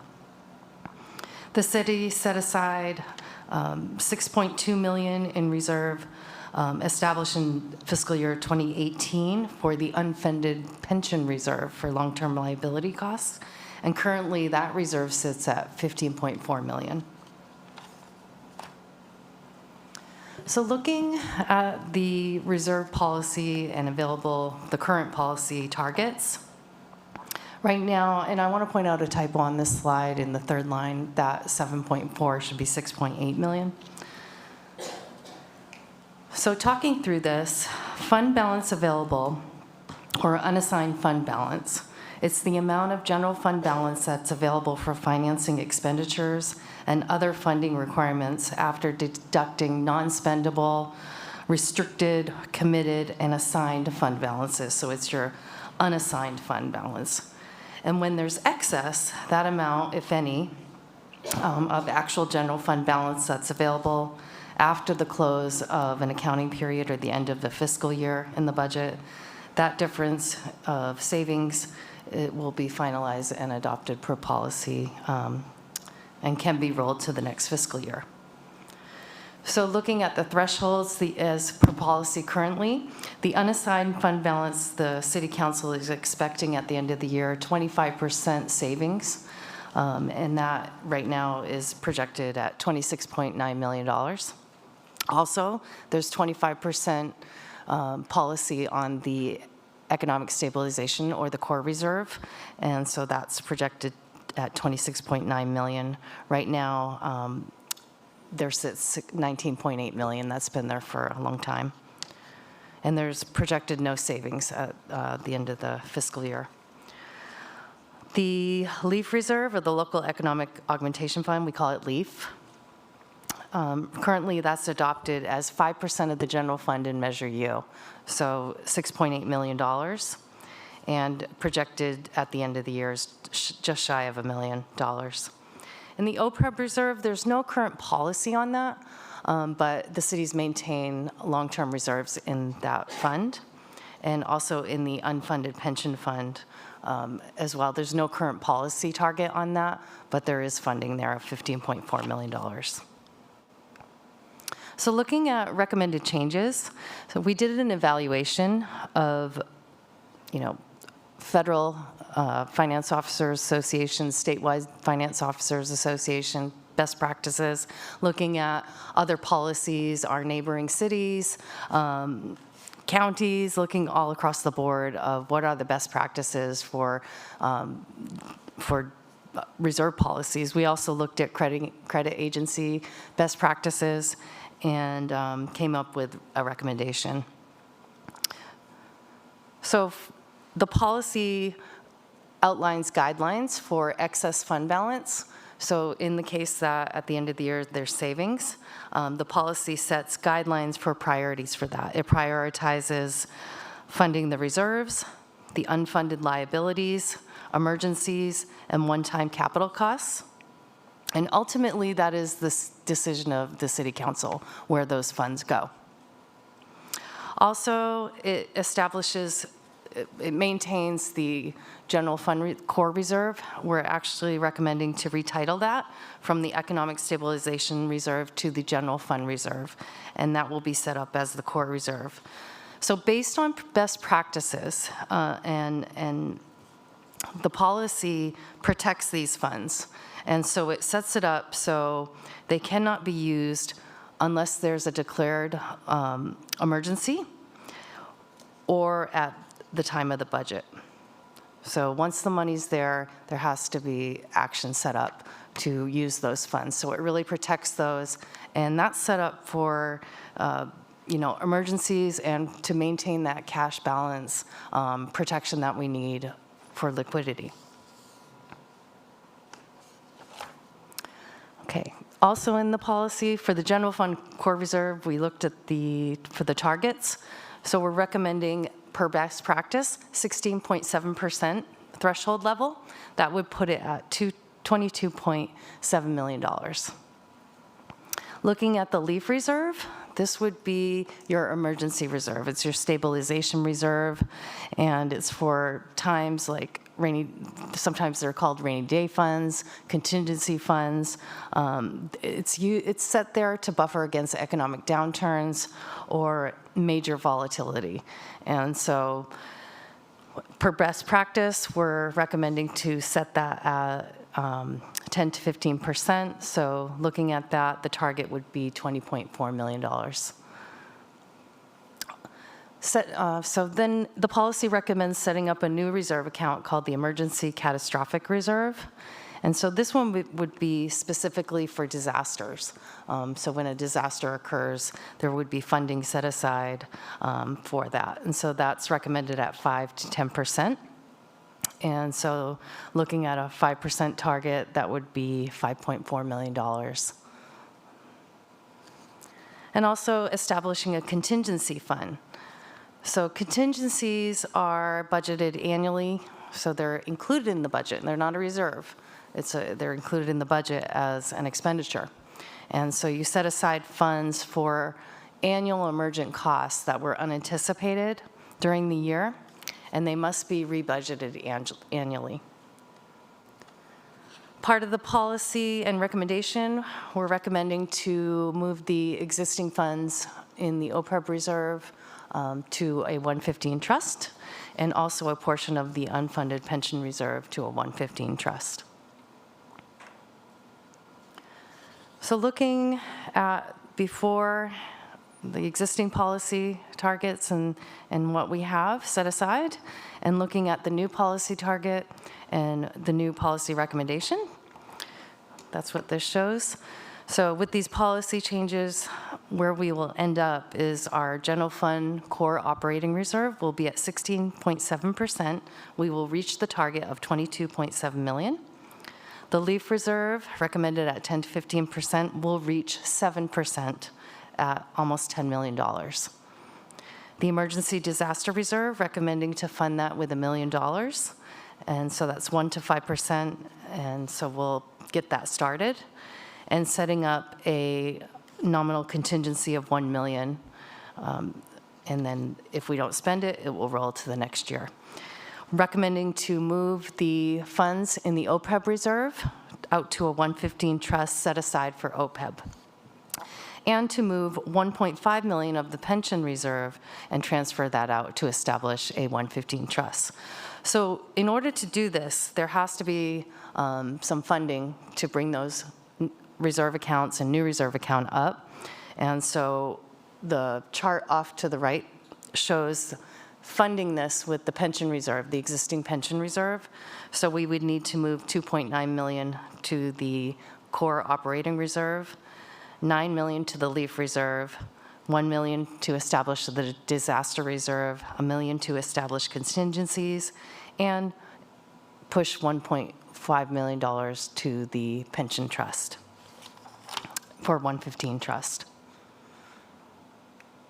So now I'll talk about the 115 trust. And so the Government Accounting Standards Board, or otherwise known as GASB, established accounting and financial reporting standards for the United States local governments to follow best practices, generally accepted accounting principles. The city, our city, has long-term debt requirements under GASB 75 for its OPEB. And currently, our debt is $18.6 million for that. And under GASB 68 for pension liability, our debt on that is $184.3 million. We also have a minimum employer contribution for retirees. So this is the OPEB. So what that is, it's retiree health care. And it's other post-employment benefit. And so we have a retiree health care, and that's set at $162 per month for retirees. And so there's a cost to that, and then there's a debt on that per GASB 75. And so our minimum payment, we've been doing pay-as-you-go. It's been approximately $600,000 per year to pay on that. For our pension, our contribution was approximately $27.6 million for fiscal year 25-26 for its unfunded pension liability. So looking at the Section 115 trust, it was established under Revenue Code 115, Internal Revenue Code. It allows public agency to invest its funds, and it's designed specifically for these long-term liabilities and pre-funding those, like OPEB and pension. The assets are held in a separate irrevocable trust account set for those purposes. If you compare that to what we're doing right now, we have our funds in a government investment pool. And so examples of that is the investment pool or the local agency investment fund, or LAIF. That's a state-run fund. Those are designed for short-term cash management and liquidity, and the funds remain part of our overall investment portfolio. So the key difference here is that the 115 isolates the assets legally to an irrevocable trust, where right now they're in the pool and they could be used really for anything. Under the IRS rules, a Section 115 trust offers broader investment authority, so there's different rules. It has more flexibility to invest those funds and into certain different types of funds, and where the investment pool is more restricted, and so it's less risk. And so looking at that, long-term expected returns in a 115 trust are about 5 to 7%, whereas an investment pool is 2 to 3%. And so the implication is that you can earn higher earnings in the long term. In the 115, yes. So looking at assets in the 115, they can help our balance sheet because that debt will be taken off, that portion of what we have sitting in there, it'll be taken off the balance sheet, and it's looked more favorably from creditors. And so if we were going out to bond, that could be a plus. And because it offsets the liability for OPEB. It does it for OPEB, not for pension, though. Where if it just sits in the investment pool or LAIF, it's just an unrestricted asset, so there's no other benefit there. Looking at the 115 trusts, they're legally protected for those purposes, where in the investment pool, we talked about this, they could really be used on anything. And then for the pension trust, the 115 trust set up for pension, you can use that as but a lot of agencies use it as a budget stabilization tool. So it does allow you to, when you set the money aside and you're funding it, you can pull it out to pay your pension payment because it's used for that purpose. So you have the option, if you're in hard fiscal times, for the pension trust, that it can be used for that on an annual basis. In the shorter term, yes. So just looking at a summary, comparison, the purpose is pre-funding pension and OPEB on the 115. The government investment pool, it's a short-term cash investment. Legal structure, irrevocable trust versus a pooled investment account. Long-term diversification versus more conservative short-term investment types. Expected returns are higher in a 115 trust on the long term, and it reduces your GASB liability reduction in the 115. So for the 115 trust, there's two games in town. There's PARS, that's been established from the early 1900s, and then there's CalPERS. So in the state, those are our two options for a 115 trust. So we did take a look at their historical returns and their current returns, and we did some comparisons of what our funds would look like if we all the different options available to us. And we took out annual fees, and we also looked at, is there going to be a budget loss? Because right now the money's all sitting in our investment pool. So we took that into an account. And so the key results here are PARS, if we take the $6.2 million that's been set aside in our OPEB reserve for a long period of time, we could take that, move it to a 115 trust, and over 5 years, looking at that investment strategy, it yields $1.6 million higher than the investment pool over 5 years. And CalPERS yields $1.3 million over the investment pool. And so even with those fees and the budget impacts, there's a higher return rate. Okay. Also did a comparison on the 1.5 million, the pension reserve. And so if we move 1.5 million of the pension reserve out to the 115 trust, again, PARS has the higher historical rates. And so we would, over 5 years, increase $364,000 compared to keeping it in our investment pool based on those rates. So I do have a representative from PARS here if you'd like to take a deeper dive. Rachel Sanders is here. There's a number of slides it's available to you if you would like. And so she could come up if you'd like.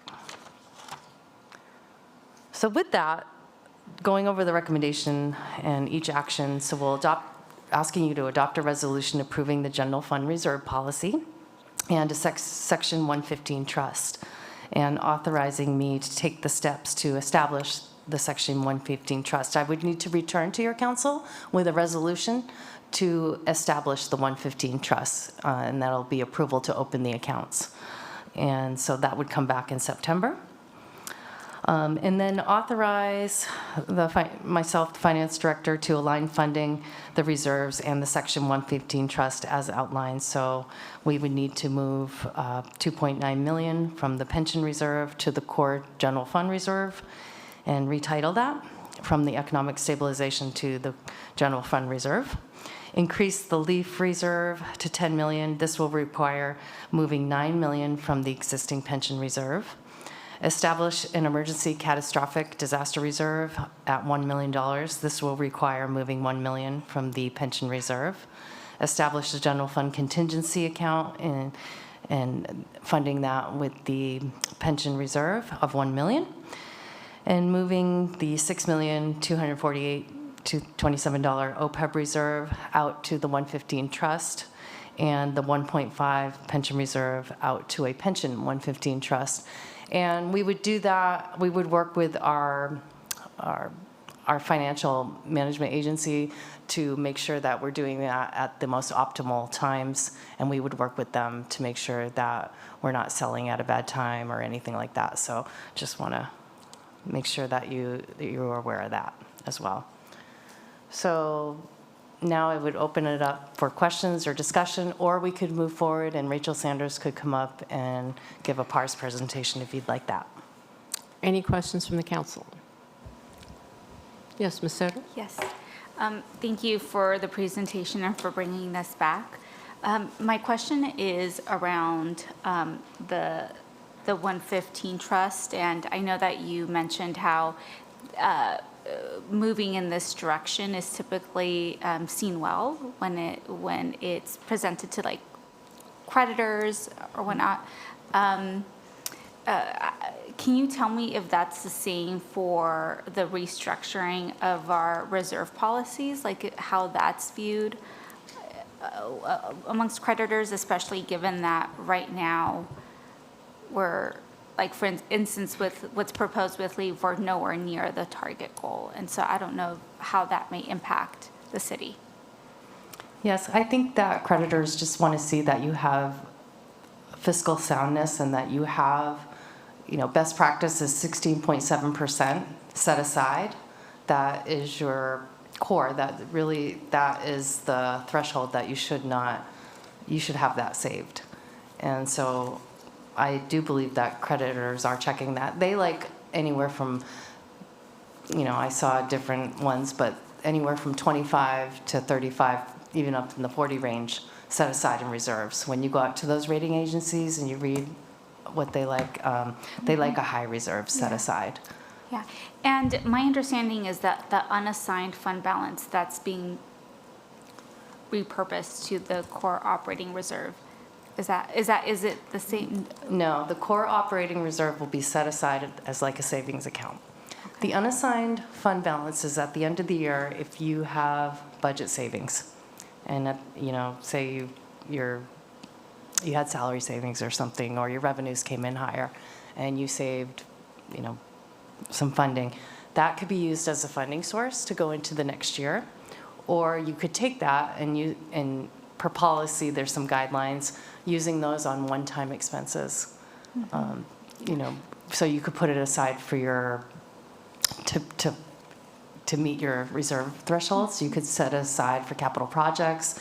You could use it on liabilities if the liability fund is running low and you need to push some there. So that those decisions can be made at the end of the fiscal year going into the new fiscal year. So I see that the unassigned fund balance is projected to be at 0. Is that because we're moving it into the core operating reserve, or is that? No, right now. I asked because the amounts are exactly the 26.9 million on the existing. Oh no, sorry, never mind. This current fiscal year, our expenses are higher than our revenues, and we are relying on LEAF reserves to balance the budget. Okay. So that's why we're not anticipating any savings at the end of the year. Okay, and then 19.8 that you have here, oh, that was the ending projected balance for The this past June? 19.8 is the Economic Stabilization Reserve that's been set aside for a long time. And it's the core reserve that was established in 2011. Oh, okay. So basically, what that's the the policy economic- is saying okay. is that, because it's 25% for the unassigned fund balance, what that is saying is that the council wants, they're hoping for, and they said it in policy, it's kind of, I don't know, it's a little weird, but they're saying we want 25% savings at the end of the year. And so you need to meet that. So we want you to come up with the salary savings. We want you to save or bring in additional revenue, which would naturally happen. I don't know if it would be 25% though, especially now we took out all the vacancies out of the budget. Yeah, yeah. I would hope that, you know, we're not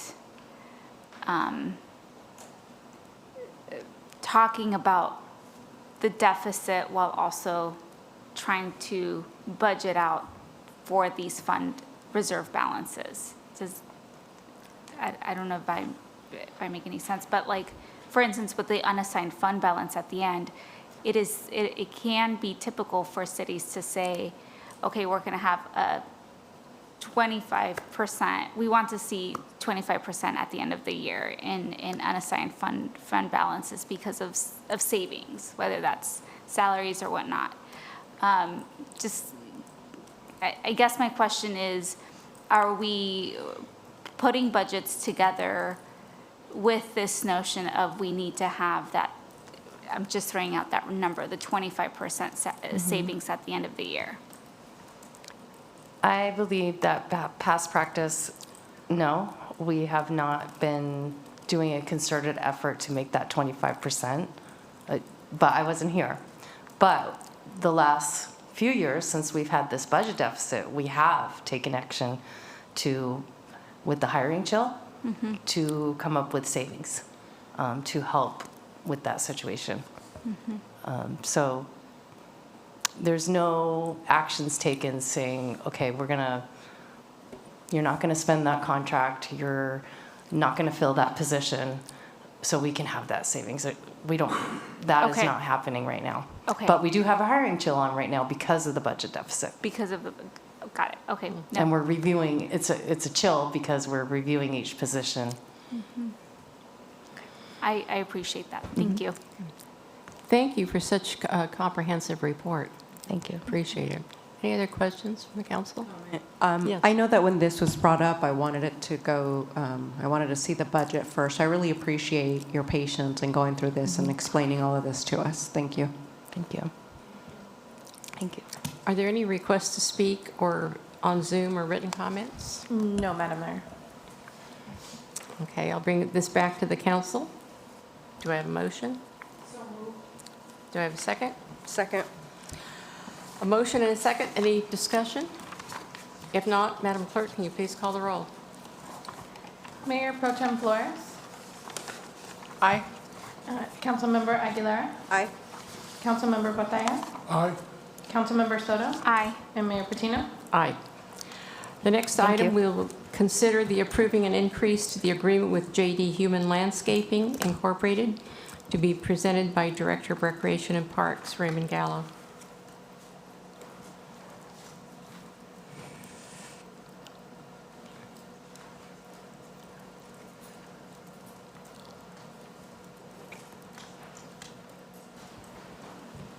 Good evening, Madam Mayor and council members.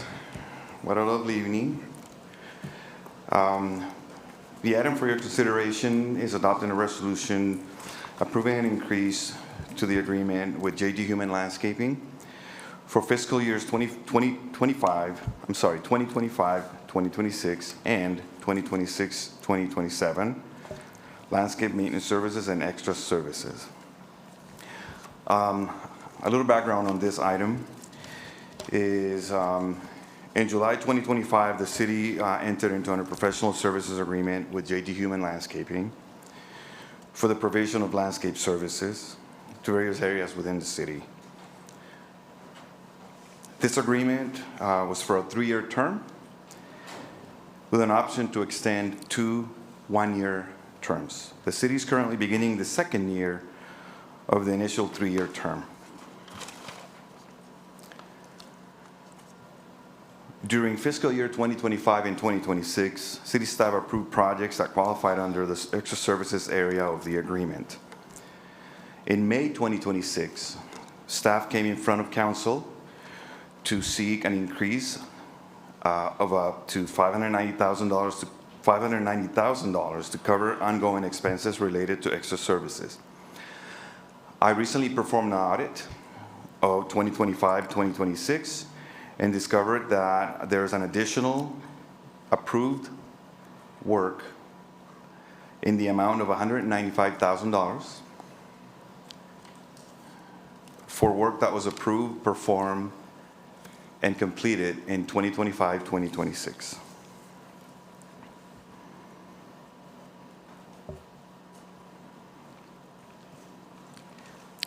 Approval of this first recommendation would allow the city to pay past due invoices for work that's already performed and approved.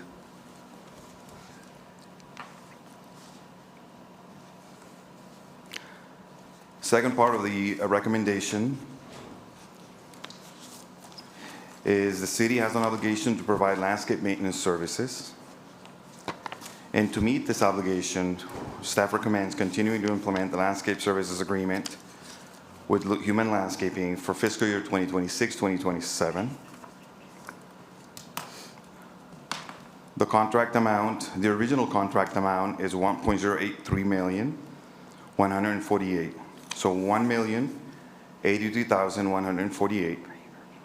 And we're requesting an increase of $83,000 to that amount for added assessments to include in this coming fiscal year.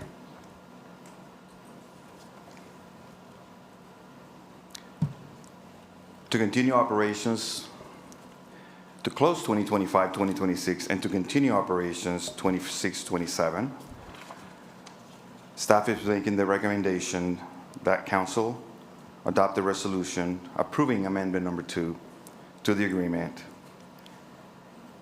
for 2025-2026 and to approve the landscape maintenance services contract of 2026-2027.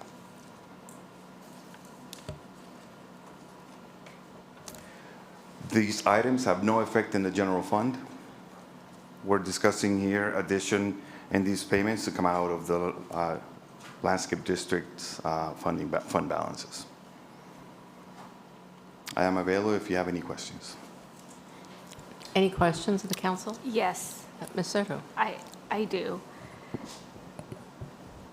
How did staff miss these unpaid invoices of nearly $200,000? Okay, thank you for your question, council member.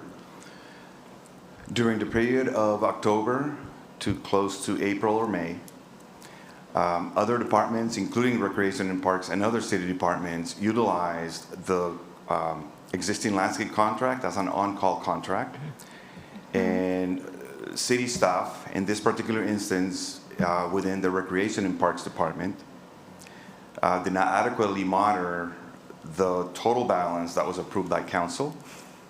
And therefore, those expenses were approved and the project wasn't monitored in relation to the approved amount set by council in the first original approval in July of 2025. Obviously, I verify that the work is performed, was inspected, so that's not the question. The question is that approval for those additional expenses was not looked after or looked for in front of council at the time. And therefore, work is approved to be performed without the approval of council at the time. Can I ask another clarifying question? Of course. Go ahead. So is it that the service requested and performed went over what city council approved in the budget? Or is it that and the fact that there remains to be unpaid invoices to this contractor? Okay. Thank you for your question. Is it both and? Is it both? It is a combination. So Okay. the contract as originally signed has two components. One is the ongoing maintenance, basic maintenance services that is equivalent to a month-to-month contract. And in that regard, there was no discussion. Staff followed council direction. That yearly amount is $1.083 million a year. The same contract has a clause giving the ability for staff to invest at that time up to $590,000 in extra services, and that allows us to go after unanticipated incidents, unanticipated items that take place in landscape districts. It could be car accidents, vandalism, damage to property, or it could be plant material that is repurposed or removed to allow for other landscape design to be in place. In that area of extra services is where the additional projects were approved. So it isn't a matter of budget availability. It was a matter of an ability to manage the contract in a way that the staff knew the approval amount that council had approved. My other follow-up is, I know that in the report it says that there is no impact to the budget. However, based on how I'm understanding, there would be some sort of an impact because we already adopted a budget for 2026, 2027. So how would this not impact the budget if it's beyond what we already anticipated spending? Yeah, thank you for your question. So there's no impact to the general fund. Okay. What because it's to be impacts glanced. is the district fund balances. And currently there's a balance, positive balance to cover that amount. So it isn't a question of requesting general fund or requesting any budgeting. The request is to request approval to increase the spending limit for 2025 and 2026 and establish a spending limit for this coming year so that, number one, we can pay past due invoices with your approval to increase that amount. From 500 to 785. Yes. And then this coming year, to establish that ceiling or that approval so that we have direction on what are the council limits on our expense so that we can exercise your spending authority in the exercise of this contract. Got it. And I appreciate you helping me distinguish between general fund balance and the district, landscape district balance. What steps can council expect staff will take moving forward to prevent this from happening again? Thank you for your question. I'm happy to inform that I've taken some steps on how to monitor the contract and the contractor going forward, because the responsibility of managing the contract will fall upon city staff alone. And I've taken the steps. I've put together a plan that I'm piloting and that upon council approval, I will implement starting tomorrow, that allows us to perform inspections, document inspections on a regular basis, several times during the week, making sure that the contractor is following up the standards explained in the contract. And that's something that was not documented in the past. If it was performed, it was not documented in a way that I can assure you that it was done in the past. This plan would ensure that I am doing this going forward. There will be accountability and transparency in how the contract is managed. Additionally, the contract and its scope of services outlines what are the standards that the city can expect.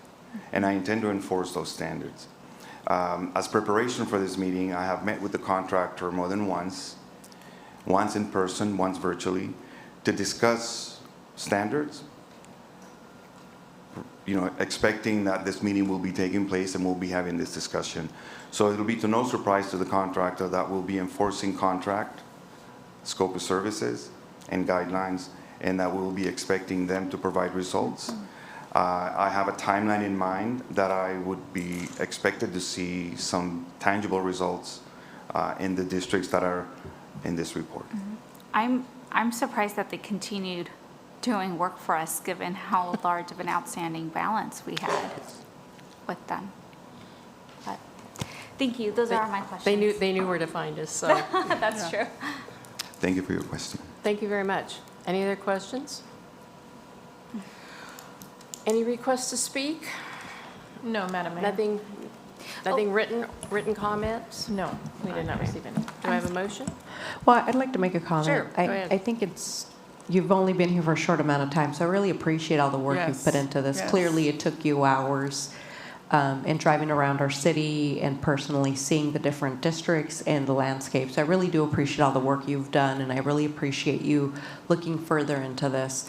I think long-term, it'll save us money, but I do understand, there was outstanding invoices at this time. I appreciate that. I appreciate your comment. Thank you. I have, Thank you. Yes, sorry, Ms. if I Soto? may, one more question.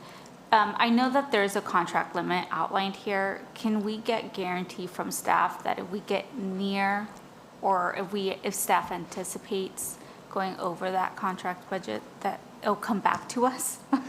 Yes. Okay. Part of my plan is to establish a documenting system that is live. So when work is approved as part of the extra services, it'll be tracked as upcoming. There'll be a balance that'll tell us what's approved, where we are, and I'm establishing a 25% threshold on anything that's approved, let alone implemented. So when we're approving work to be done or prior to approval, I will know where that will take us so that I know at all times if I'm getting close to the limit. And that way it allows me an opportunity to come in front of you and have this discussion before we get close to the limit. In addition, because the contract has been used by other departments, and rightfully so, we are trying to expedite the services to the community. We have a contract, so a department like Public Works does not have to go and get 3 quotes for work that we already have quoted and we have a guaranteed contractor. I'm implementing guardrails so that when Public Works approves work, there is one approving agent for both departments that will understand that approval system, and it'll end up in that tracking mechanism. So to be redundant, I am preventing a way that someone in other departments can approve work on this contract without our approval in Recreation and Parks. Got it. Okay. Thank you. Thank you for your question. Thank you very much. I'd like to make a motion. Oh, did you? I just wanted to say something, ahead, Ms. Madam Mayor. Flores. I did meet with Ramon. Thank you so much. And he knows that this is a big concern for me, right? And so I'm sure he wanted me to vote right. But he explained everything, and I said, I'm concerned about our city. And he said, and he's new, and he said, you're absolutely right. The job hasn't been done right. And so he said, if you'd like, I'll give you times that they're out there doing the city. I go, yeah, give them to me because I'm going to go check, right? They're supposed to be at a certain place. That's what we need to hold them accountable to, taking care of our city. We pay them money to do a service for our community and our service, and that's what we expect. And we know things happen, new leadership. And so I'm grateful for your leadership there and Parks and Rec and being assertive and taking charge and realizing, hey, we're not doing this, right? Because it costs the city more money. And Right. so I'm grateful for the conversation that we have, and I just want to say thank you for looking out for the city of Santa Maria. I appreciate that, Councilmember Flores. Thank you. So now, Okay. So do I have a motion? A motion? I'll second. Okay, and any further discussion? If not, Madam Clerk, can you please call the roll? All right. Councilmember Aguilar? Aye. Mayor Pro Tem Flores? Aye. Councilmember Batalla? Aye. Councilmember Soto? Aye. And Mayor Patino? Aye. Next will be a report by David Rowland, City Manager. Thank you, Mayor. Just a couple items for the next city council meeting. We'll be looking at purchase of bus for a transit system, wastewater treatment, master plan. It's also going to be a library card sign-up month, so that'd be great. Also, we're going to start to work on the local preference ordinance we'll start going through that. Hopefully bring it back to you within the next 2 months or so to get that taken care of. Other thing I want to do, I really want to thank the employees here as part of SCIU. I know we negotiated I think a fair contract with them. They were very professional through the entire process.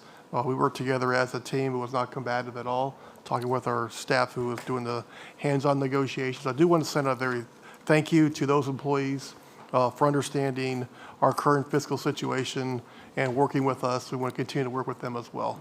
And that's all I have for this evening. Thank you. Okay, let's do council reports. So we start with you, Ms. Flores. Sorry, Madam Mayor. On July 23rd, I went to the Strawberry Field Day at Cal Poly, which was very, oh my God, it was so great. If you haven't went, go. It is just so awesome.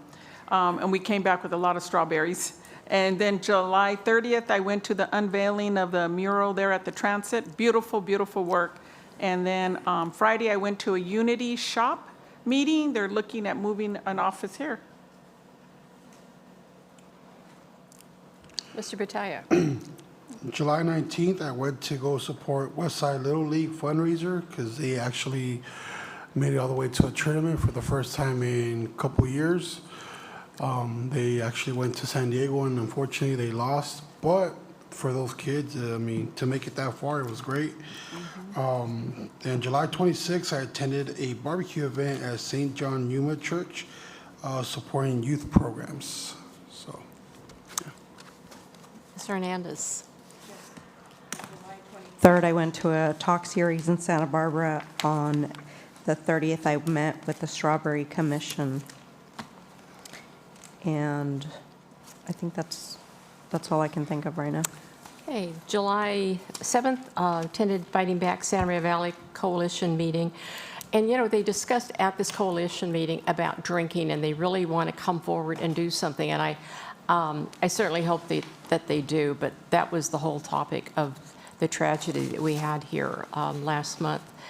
And went to the Japanese Community Center with Congressman Salud Carbajal came in, and because he had missed our ribbon cutting. And I was looking over the whole month and the different centers and parks that I had gone to in the city of Santa Maria, and how nice our parks are and so welcoming for families. July 11th, I attended the Pioneer Picnic. On the 13th, I attended the CDBG Community Needs Listening Session at Shepherd Hall. And it's you get really a good idea of people who will come to a session where you've got unmet needs, and because you are only just one person in this large community, and they come from a different perspective on many things, and we'll see an unmet need that they think the city needs to meet. I think one thing I found bothersome was a woman came and expressed how she felt the city needed to further help people with their water bills, because their water bills have increased $500 and $1,000, and we know that is not what our water increases. And this information is going out to the whole community, that people are being increased with their water bills. And so I think it's something that probably we need to address. Anyway, attended the Walmart grand reopening, and on the 19th, St. Paul Missionary Baptist Church, 75 years in Santa Maria. And that afternoon, I went over to Pioneer Park for concert in the park, and they had a car show. It seemed like it was very well attended. Lots and lots of cars. We have several car clubs in our community. Attended the CalCog webinar discussing funding for our transportation and roads. Attended the 23rd, attended Cal Poly Strawberry Center 10th annual field day, and how it's changed, because I went to the first 2 or 3, and the vendors there, the amount of education that they take us around, so they want to educate all of us more on what's going on with agriculture and specifically strawberries. On the 26th, I attended the Oban Festival, again at the Vets Memorial. What a showpiece for people to be able to come and enjoy themselves. The 28th, attended Good Samaritan, had a Stephen Cade came to a fundraiser at the Good Samaritan where he brought his wife and family, and he goes around the country handing out guitars to homeless shelters because he feels like maybe someone will pick up a guitar and teach themselves how to play. And the people there just loved it. It was just like sort of a mini concert, and I think he did about 4 or 5 songs, but they just loved him. And he brought pictures of himself to sign. So I think it was really, really special for everyone that was in attendance. And the July 30th, the Transit Mural Unveiling. And if you haven't seen it, go and see it. I don't think I have been to the Transit Center because I don't use it for anything. But if you haven't been to the Transit Center, go over there and look around and see what a beautiful park we have. It's just another beautiful park in the city of Santa Maria that it's underutilized, completely underutilized. We should be doing things there and bringing kids there. And I don't know, it's just really nice. And did the Ben Hayes show this morning, and Ms. Soto. Thank you. I attended on July 8th, 7th, the Japanese Community Center visit with Congressman Salud Carbajal. And on Wednesday, July 15th, I attended the Central Coast Immigration Network roundtable. And that's pretty much all. Right now, my organization is busy with its 2 youth leadership camps, so it's taking up a lot of my time. I forgot to mention, if you haven't been out to see the soccer fields off of Depot Street, Beautiful. It's really, really neat. It's all green. You've got the parking lot going up, and I don't know when they did the light structures, the lamps there. It really looks nice. Mm-hmm. So we are going to enjoy it. And the day it opens, it's still going to be too small. Anyway, anything else? If not, ladies and gentlemen, this meeting is adjourned.